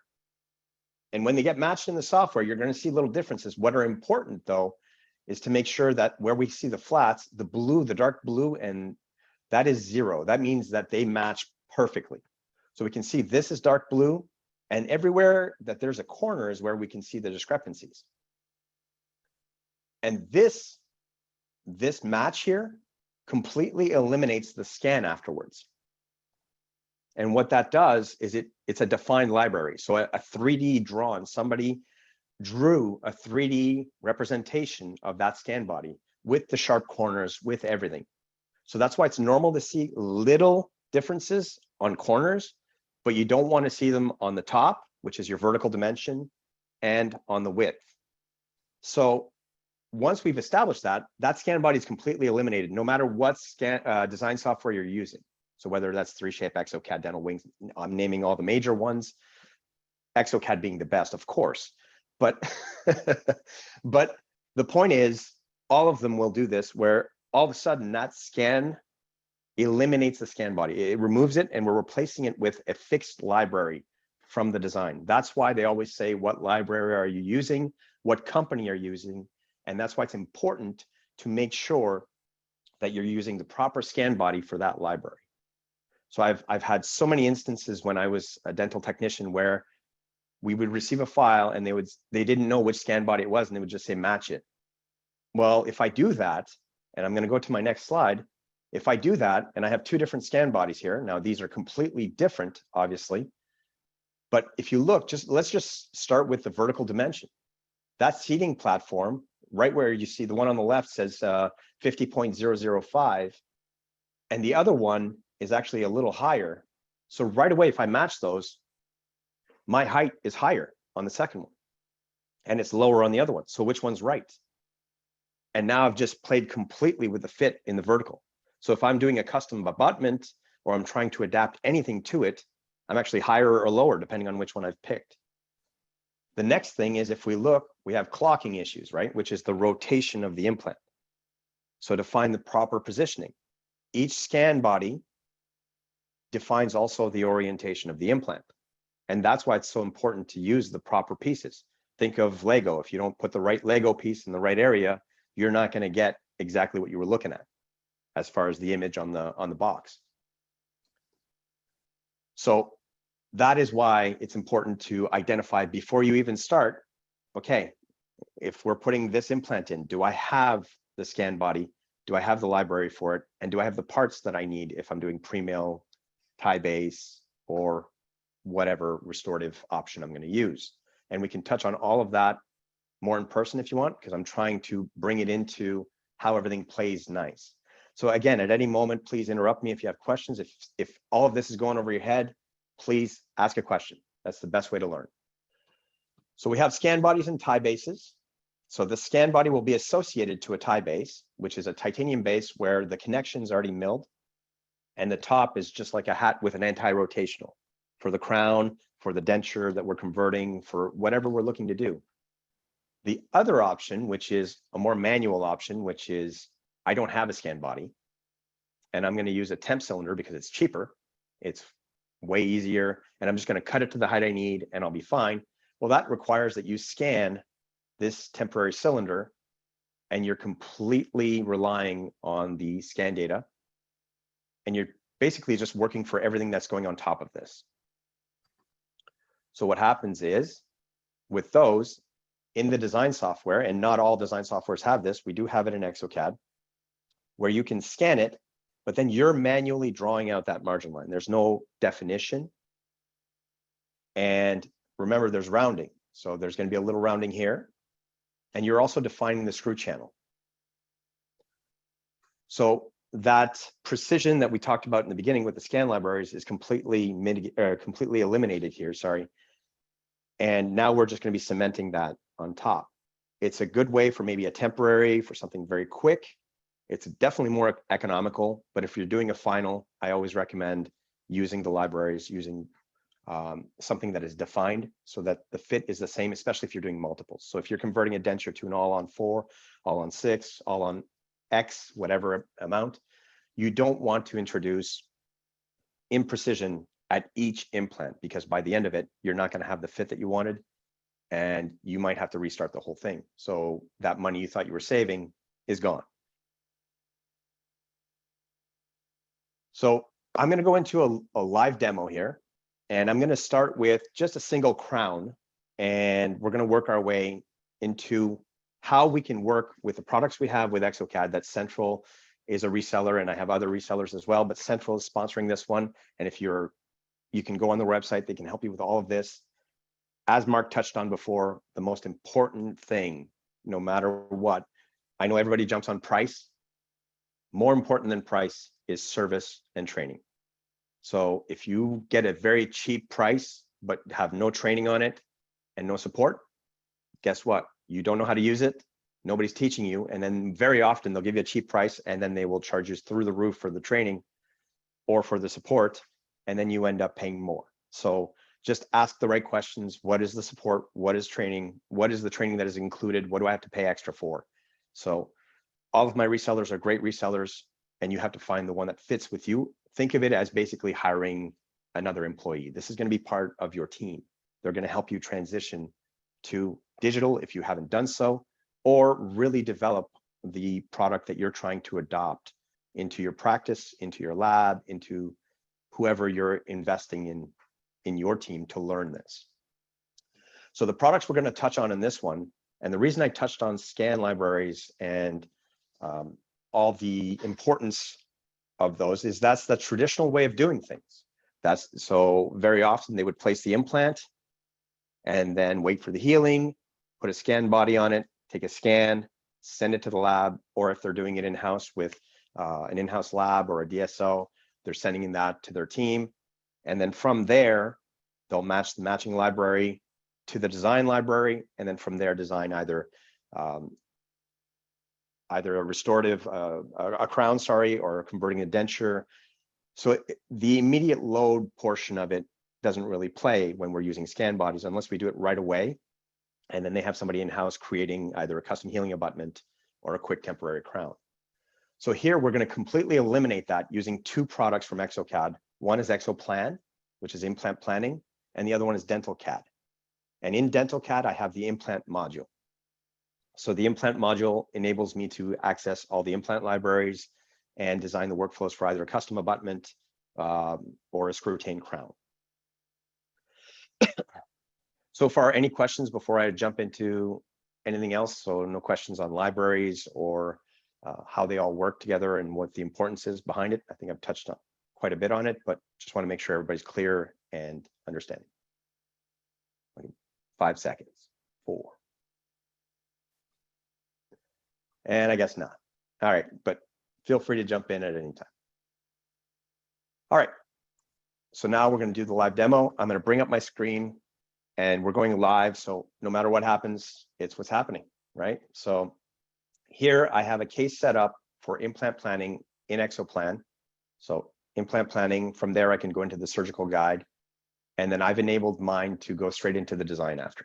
So this will eliminate the need for a scan body, because now we're planning, we're going to have all of our implant information already, and then I'm automatically transitioning this into the design. So now there's no need for a scan body. The library is already linked to it. Everything is good to go.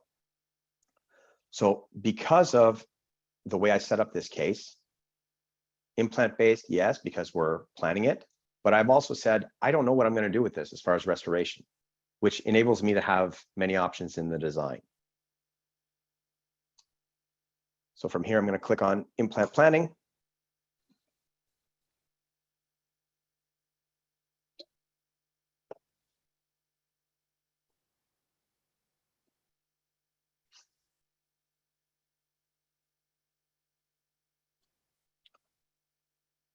All right.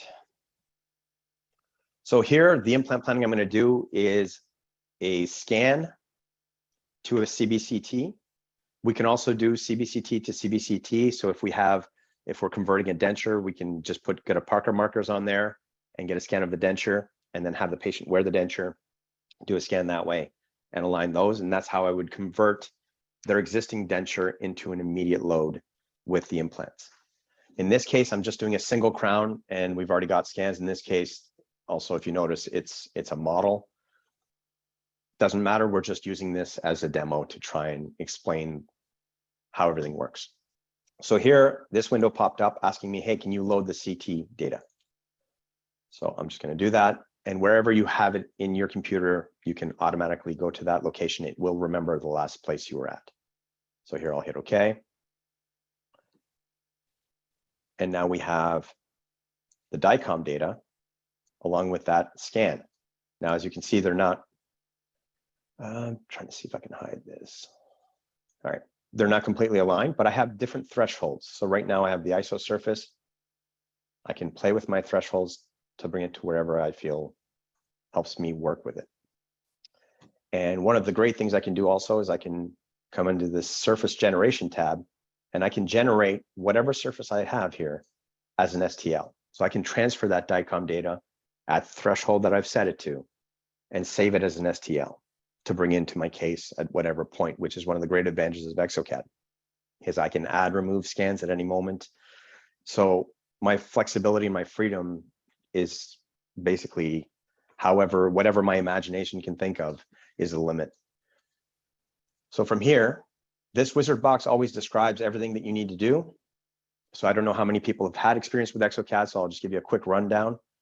This menu is the show hide menu, so I can hide different factors here. I can make them more or less transparent.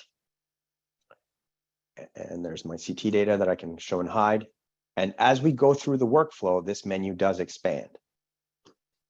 So the wizard box is what guides me through, much like the 3Shape type of workflows, where you have do this step, hit next, do this step, hit next, and then you get through whatever you've decided in the database. And then I can go into expert mode at any moment, and that hides my wizard box. And now, depending on what I want to do, I can right click, and I have all these different options where I can jump from one step to another. So that is the expert mode that a lot of people talk about. So now back to our wizard. Now it's asking me to define the threshold. Now, if I want to just define it generally speaking, and then never repeat this step unless I feel that I need to go back, which is an expert mode, and change it, I can save this for every single case I have. So if you're doing this in-house in your clinic, you can actually, and you're using the same CBCT machine, if you will, sorry, my God, my brain's not working right now. The same equipment to capture the data, the threshold will more than likely be the same. So you can save this, and then if I just use suggested values when skipping, so I can just enable this checkbox and it will never ask me this again. Now, if I want to go back to it, I can just go in expert mode, right click, and go back to my threshold, define density. So I can jump from one to the other and define them. And then if I'm happy with that, so soft tissue would be more about here. Now, as you can see, it's cut off in the face. And then I've got tooth. So I'll go to the point where I can see my teeth. And then I've got threshold, which is just density. Now this value here is a very generic one, because since we are open and we can work with many different CBCTs, many different image capturing technologies, we don't know what the value is for each one, and we don't know if it was calibrated properly. So most CBCTs will require you to calibrate, which Mark touched on, actually, the calibration being important. It's just as important with your CBCT scans. So very often you'll need actually a glass of water, right, to measure the density. Now, how many people have actually done that? Probably not a lot, right? So it was probably just when it was initially installed and not touched on since. So that's why it's just a generic value. There's no actual numerical, like this is what this means. So you're just looking at the density that it shows. So if you look, the blue is kind of what I'm looking at here. So when I start seeing all that noise or that spread, I've reached kind of my limit. So I'm going to go to here, and now I can see the density of the bone. So if I uncheck this, it's going to pop up every time. So since I do demos, I'm going to leave it as is. Now, the software will automatically detect an ideal curve, and I can add, remove points as I see fit. I can update this curve, and I can also move my transparency here, or my spline line. And you see I can move it different levels here. So I'm going to go, this is the implant we're doing. And I always try and move it so that I can see that mandibular canal. So now I can still see that pretty well. And then I'm going to hit next. And I'm going to bring this down because it saved the one that I saved for the teeth. And now you see it's asking me to align my scans to my DICOM data.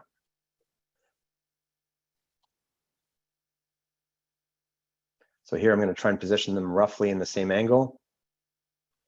And very often on any design software you're using, when you're doing alignments, I've seen a lot of people kind of cloud burst or put them all very close together and on the same horizontal line. When you do that, what you're doing is you have to think 3D now. So if I put my points here and here in the same line, there's a possibility that in the back, my data will tilt, but the line will be perfect in the front. So you have to think, just spread it out as much as you can and make sure they're not on the same horizontal plane. So if I go here, and then let's go right about there, which is here. And then we can add another one. Let's go right in the middle. right about there. And let's see what kind of alignment we get with this one.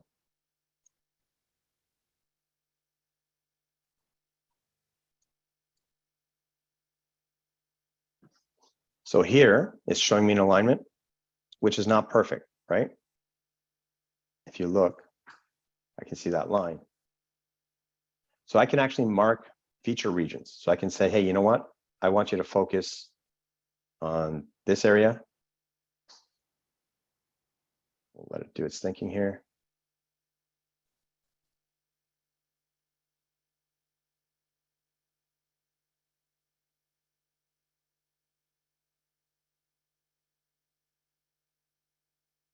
And what it did is it grabbed the DICOM data and tried to make it a solid.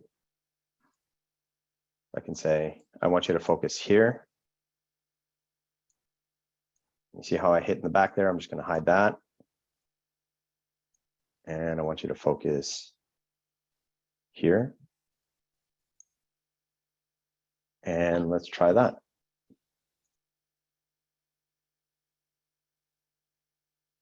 Now I've gotten a little better. And when I go to the next one, it's actually, the software is actually going to try and align everything automatically using AI. So you can see now I've got the alignment perfect. And what we can see here with that color map, just like I showed in the previous slides with the scan bodies, the pink is where we don't have alignment and the blue is perfect alignment. So you see how I had it focused right here? And all my teeth are very good alignment. And the tissue is where it's different, but this is a model that we scanned. So I'm not going to really worry about this one too much. So here, I can continue with acceptable alignment, which in this case, I know it is. And if I didn't have an acceptable alignment, I can still continue and I can still plan out my implant. The only difference is that I will not be able to create a surgical guide if I do not have an acceptable alignment. So here, I'm going to go continue. Any questions so far as I'm going through this?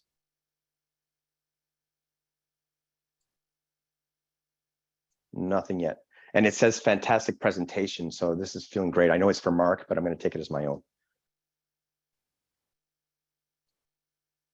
So here, I'm just trying to align. It wants me to mark the mandibular canal. So I can come here and I can see that cut right there. So that's where the entry point is. So you can see where that point was. Can everybody still hear me? Yes. Just in case. Okay, just because my headphones just did a weird blip and I thought I lost everybody. So thanks. And now, if I look at this slice, I can keep going here. So I can do it different ways. I can move this. And let's go here. And then I'm going to jump to this screen instead, where I can see the canal.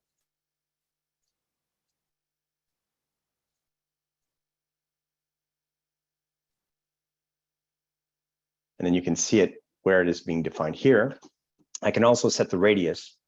So if you look at this radius, I can make it bigger or smaller. So if I'm not sure, I'll make this a little bigger to give myself more of a safety zone. And now we're positioning our tooth. So the way this works is we're going from, again, from our final towards the beginning. So I'm going to place the tooth where I would say it's ideal. Again, I'm not going to go too crazy here. I'm just positioning it as ideal as I can.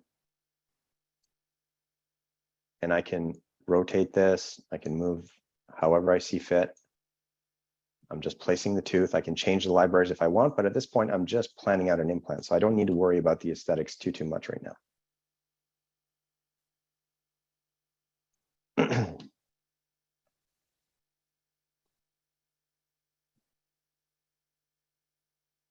Now here,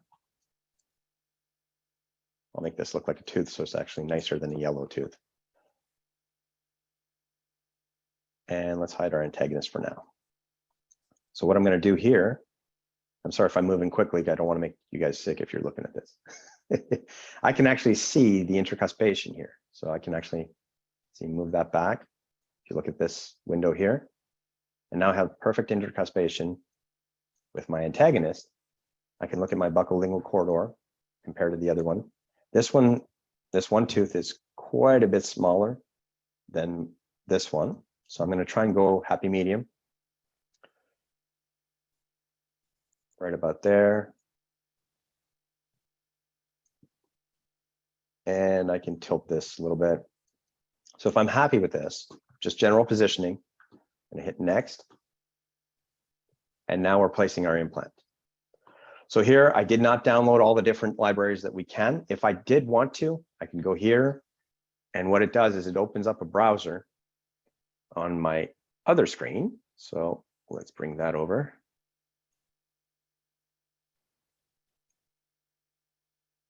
And it brings you right away to download, of course, to download more libraries. So I can pick whichever one I want. And this is from exocad.com. I can also download an overview of all the different prosthetics that I have available. So from the planning to the restorative. And again, that's only if you're doing it yourself. Now here, I'm just going to click my generic ones. And I can go with, let's see, a 4mm here might be good.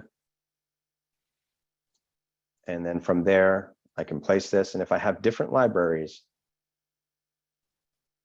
associated to this, you see how I have different points. So I can say, you know what, I'm going to put a longer implant here. And I just pull it down and it automatically switches to that next library. And I can see how close I am to the canal. Now, if I go too close, you see it turns red. It will not enable me to position it that close. There's a safety barrier here. So if I go to my settings here, there's a safety distance of 1.5. The lowest I can bring it is 1. And this is for Health Canada reasons, FDA reasons, all of the safety protocols for the patient. So if I have 2 implants, I would have 3mm in between. And if I bring it to the lowest, it would be 2mm in between. But this also enables me to see exactly, I'm going to hide the CT data, where that screw channel is going to come out. So that situation that we saw with Mark, with the all on 6, I think it was, we could have seen before we even start if that screw channel is going to come out of that lateral. So here I can tilt it. I can see the bone density, so I can see if I'm, and this is not me. I'm not a surgeon, guys. I'm not, this is just me looking at the data I have and knowing that, you know what, I could probably pull this off, like, or the surgeon can pull this off and not worry about any danger to the patient. And also for my part, if I'm a dental technician or if you're a denturist or whatever your position is, you know exactly what the aesthetic result of the restorative side will be. So here I'm coming right out the occlusal.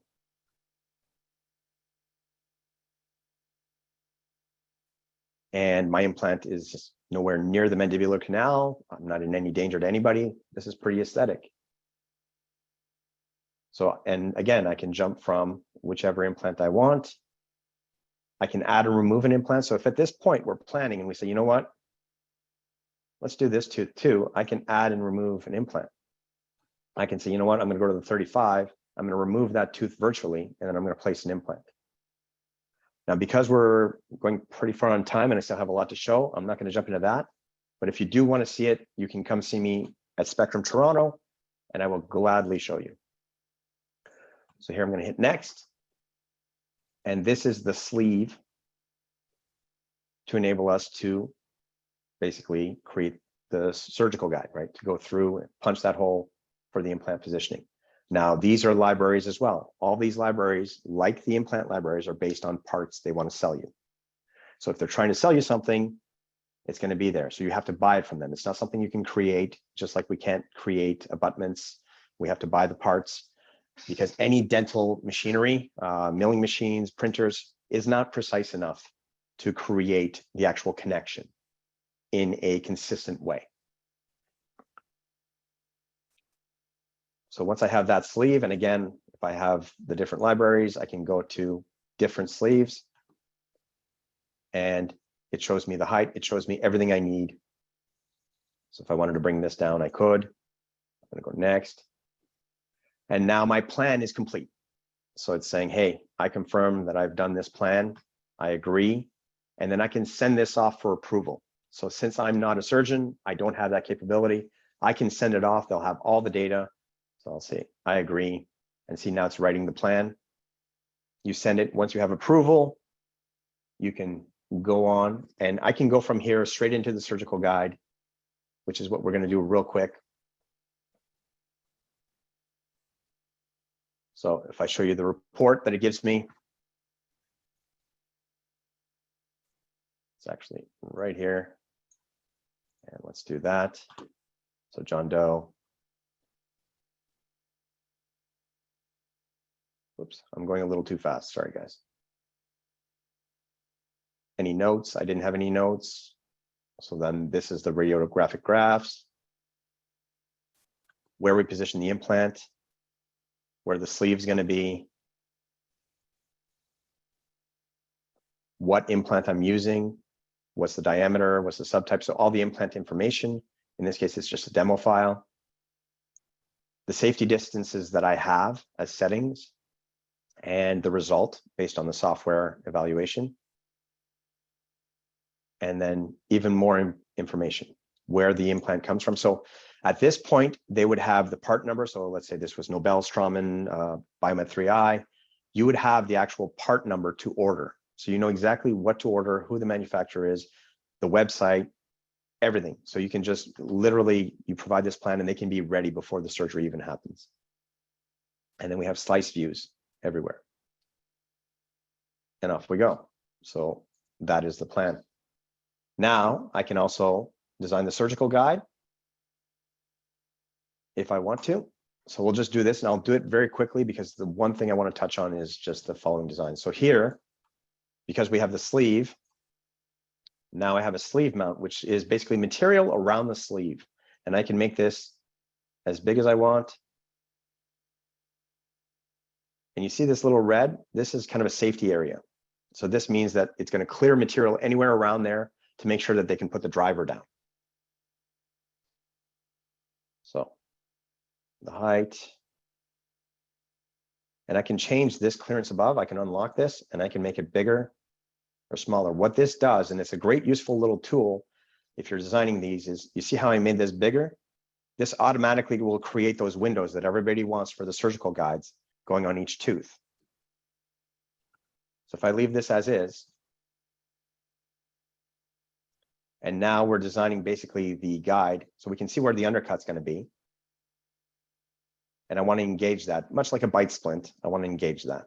So I can do it two different ways. I can do one line that goes all the way around, or I can do two different lines since I have the edentulous area here.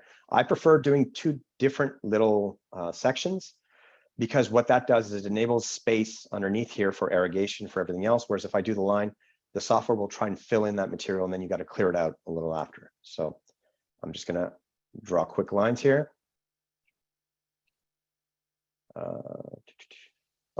This is my insert direction. So let's do that. Got a little ahead of myself here.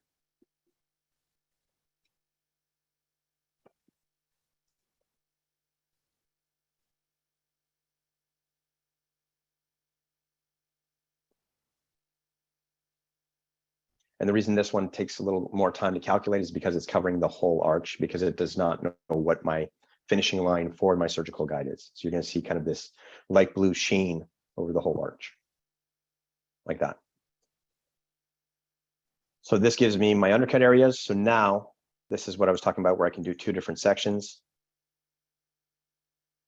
all the way into that undercut here. I'll double click there to finish that one, and then I'm going to create another one here. And let's go to about here.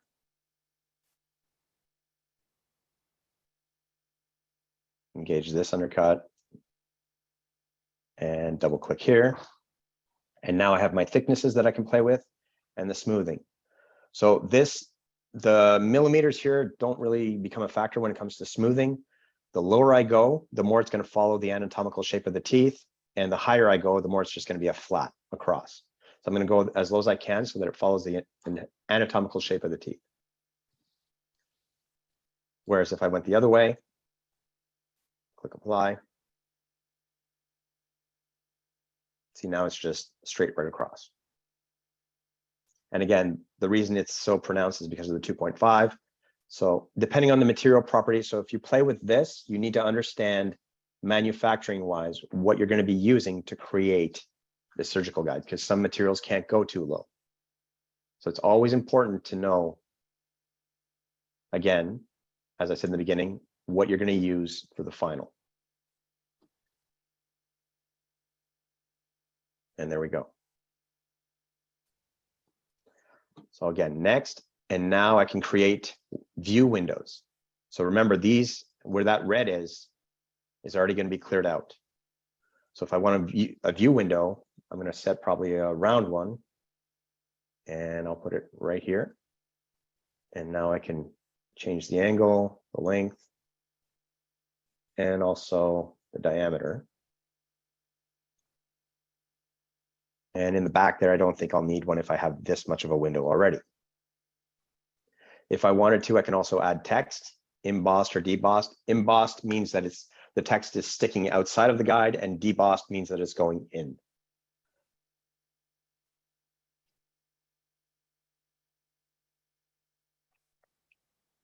And next, now it's merging everything.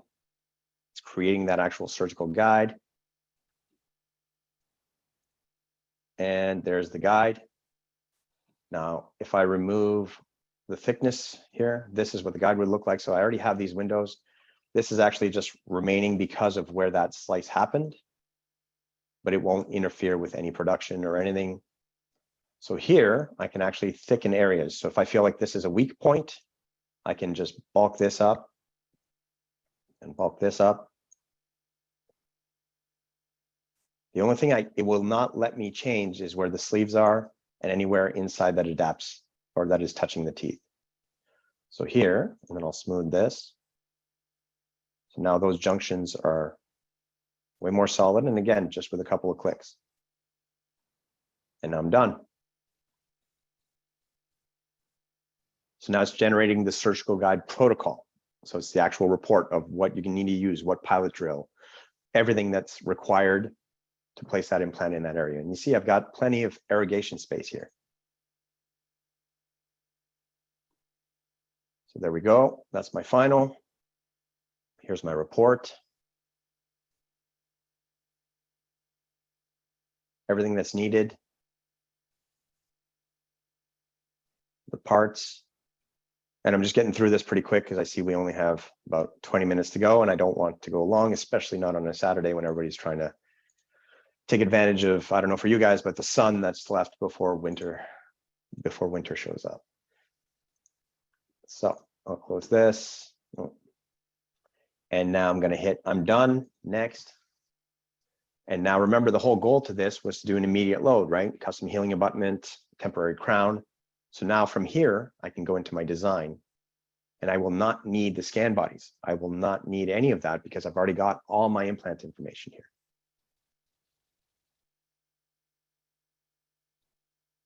So now it's loading the project. And it's saying, hey, I found a plan. Do you want to use that? I'm going to say yes. And now if you look, it's already got all the implant information. It's got where I position that crown or that tooth. And from there, it's saying, okay, what do you want to do? Do you want to do a stock abutment, custom abutment, or a screw retain? So if I'm doing a custom healing abutment, the way I'm going to do that is I'm going to pick custom abutment, and I'm just going to concentrate on my emergence profile that I want to do. And from there, I can make those tissues heal to the shape that I want, ideal for the crown. And then if I'm doing screw retained, it's going to be a tie base that goes into this crown shape.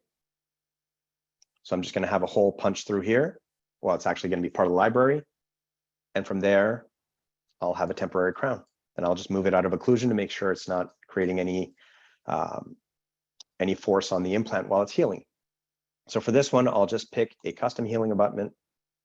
So I'm going to do custom abutment on tie base. And then it's going to ask me to pick. So I'm doing a demo case in this case. And immediate load tie base. There we go. So there's my tie base. Now, obviously, if this was NT Trading or any other aftermarket, I would have to pick the correct one, and then it would pop up this way. So, and now it's asking me to define that emergence profile. But if you look, I have where that tooth is. So now I can say, you know what? I want the emergence profile to be all of this.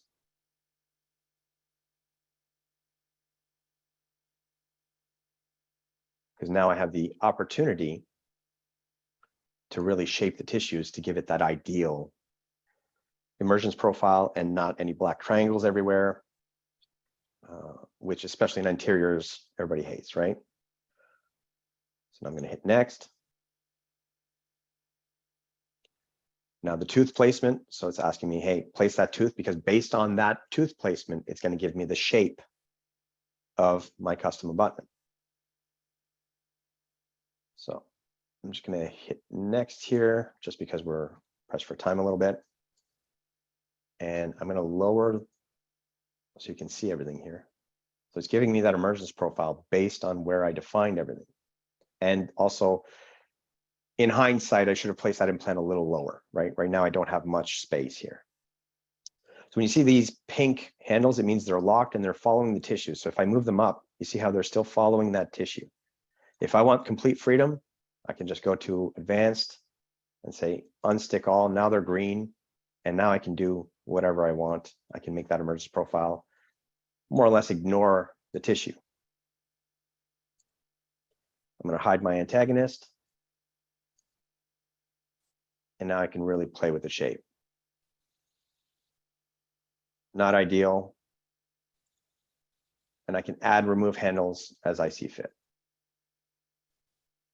So I can really play with the shape. Now, depending on the material you have, you see this little ledge here? This has to do with this height setting here. But if I'm doing this in zirconia, I'm going to want a little bit of height here. I'm going to, so that it doesn't break when it's in the green state. So it depends on the material, again, you're using. So here, I'm just going to hit next. If I wanted to go angulated screw channels, it's the draggable here, where now I can drag this over wherever I see fit.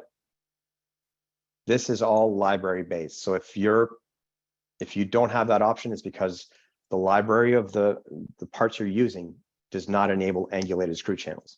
So maybe it does not enable you to grab an angulated screw channel driver and at an angle go down here, because you still have to screw this down. So if it's not an oval shape, this tie base, you won't be able to do angulated screw channel no matter what. So here I'm going to hit next. And now I can freeform the tooth. I can do whatever I feel is required to make this ideal crown in case I want to do concurrent design, which I'm not doing here. I'm just jumping to the end. And now I've got my secondary insertion direction for the post or the abutment that I'm going to be creating, which in this case, I'm going to leave it 0 straight up and down. And now I've got my abutment. So because this is a custom healing abutment, I would actually bring this all the way down as much as I can. So for material, so you see here, it won't let me go any lower, and that's because of the minimum thickness. So I would just go to here, and then I would probably flatten it out.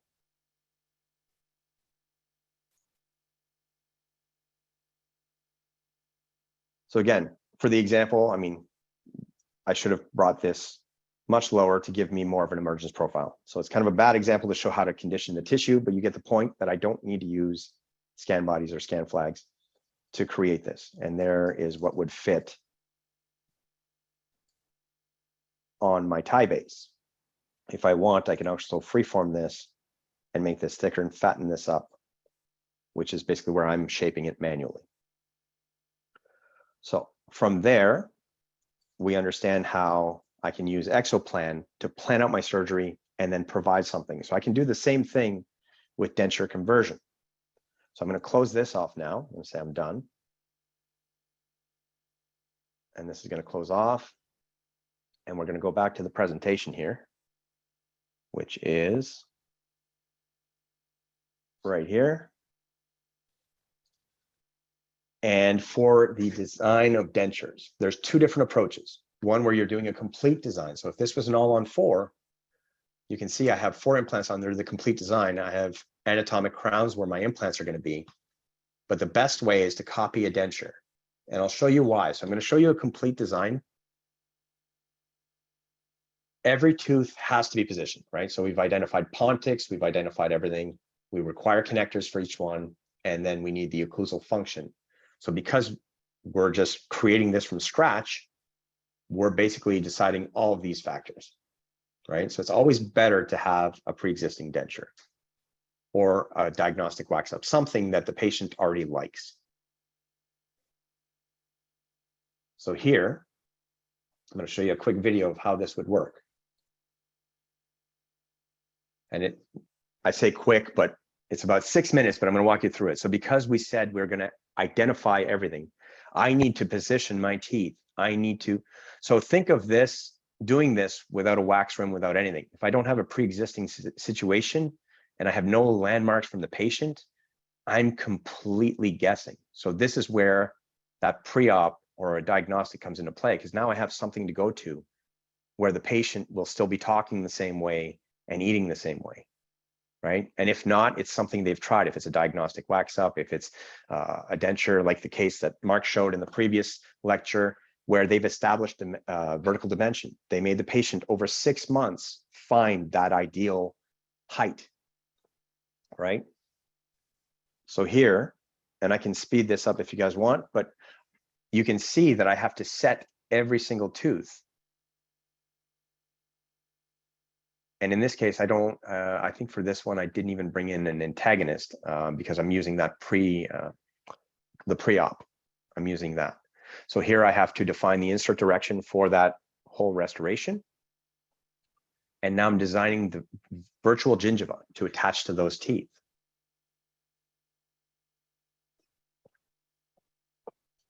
So much like we had with the surgical guide, I have to give a finish line. And I could have covered the whole palette with this one. Basically, your imagination is your limit, but we always have to remember functionality as well.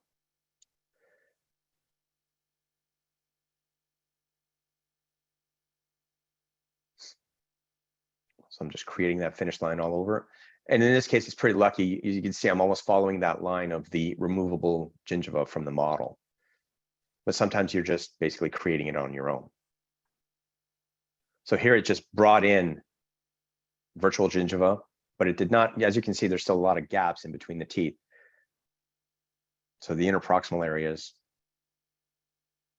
still need to be filled in. So now I can pull those up. I can do this manually. So it's very time consuming if I'm doing this for every case. Whereas if I have the DICOM to DICOM approach that we saw in the very beginning in Exoplan, where I have gutter Parker markers on that denture, I can convert that denture and I can have everything ready to go. It would take me about, I want to say 10 minutes. So the reason I'm showing you the manual approach is that even the manual approach does not take a ton of time.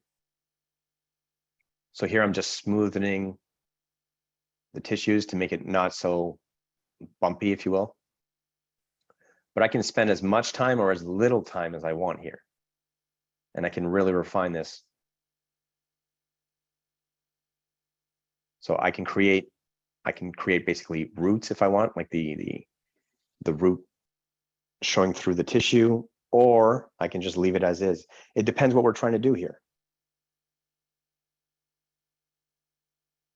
And again, you can spend as much time as you want. It's easy to get caught up in stuff. So it's always important to remember what the final goal is. So I'm going to speed this up a little bit, just because I know that we have to. Basically, what happens is once you have it set up, it'll create the screw holes. And here I've got a full denture. And that's what the final looked like. So I've converted it. But this was a manual approach where I did the complete pre-op. I can do that by just copying the DICOM and bringing it in and finishing with that. So if I do this one, I just basically copy what we have, and then I get my goal, and I'll get 5 or 10 minutes and I'll have everything done. So this leaves us about 10 minutes of questions. So I know I jumped on a whole bunch of different subjects, and at the end I was a little pressed for time, so I apologize for that. Please, if you have more questions or you want to see more demos or more in depth, come and see me at Spectrum Toronto. Mark will be there, I'll be there. A lot of our resellers are there. So any questions or anything you may have will be answered there, but please feel free to jump in right now if you want. Yeah, I gotta jump in because I think it was a very informative presentation, really good. And I'm going back now to what Mark and Dave were saying, how long it takes. There's a learning curve, Ben, in order to digest and learn this thing. And that's why sometimes I guess there are not many questions, because they have to digest this thing. However, the advantage that we have is that these courses, okay, the lecture is on demand. And I'm going to look at this thing again after Spectrum Day Toronto, so I can start to understand these things better and better. It took me a long time because I'm not dental. It took me a long time to understand dental technology and denturism, dentistry. And then boom, the digital comes along, and all of a sudden, there's a learning curve. There's a question here, Ben. Yep. It comes from Andy Summer. He enjoys texting, and he says, what are the costs training for exocad, exoplan? For exoplan? Well, for either or, for exoplan, exocad, what we do is everything that I do as far as me, so my title is a little misleading. My title is Canadian Sales Manager of exocad. When what I actually do is more business development. So we have all these different resellers, and they each have different pricing. So it's really hard for me to answer that question because nothing is done through me directly. I make sure that the resellers have everything they need, and they provide the service and the training. So Central, you're in great hands with Central. I have other resellers on the websites if you want to go see them. And there's going to be some at Spectrum as well. It really comes down to what they provide with the product. So some will go with no training, and then the training will be separate and you have to pay for it. And because some people have already know the software and everything they want to do, and they just need the product. And others will want the training, the support, and they will have a support contract. So it really comes down to options, which I know a lot of people say makes things complicated, but it actually, believe me, it's easier if you get all these things answered before you purchase than finding out afterwards. So I'm not trying to sidestep the question. It's just, it really depends on who you're dealing with. The price will vary. Guys, we did a course, Ben, and you're aware of it. We did a course with Domenico Cascione, and we're going to do it again in early January. And I think we miscalculated, even though the people, in the end, we had 36 people that took the course from across North America, denturists, prosthodontists, technician. The thing was that, we offered it in 16 days, and I told Domenico, 16 8-hour days. I said, Domenico, this is too much. We charge whatever it was. In the end, we ended up losing money because, you had to pay the speakers, the doctors. But, the guys that took the course, man, they never got enough. You would say, man, they're going to get tired. This is 8 hours a day. But they want to know, and we went from people that struggle even to turn on their computer, okay? And then they were advanced. We finished with the advanced component from Domenico was on implants, okay, and abutments. It was very, very well received. So it's necessary. But I like what you said, Ben, when you said, when you buy something, you gotta ask about service and training. And then I really like when you said, you gotta figure out and make it like they're part, whoever you work with, whatever dealer you work with, become part of your team. So it's somebody that you can trust and somebody that you can go to, and I know because I spent a lot of time with Julian and with Joe. These guys have people that are dedicated to this and, to solve the problem. So you don't wait, 3 days, 4 days, for service. So I think those Absolutely. are very valid points you made, good advice.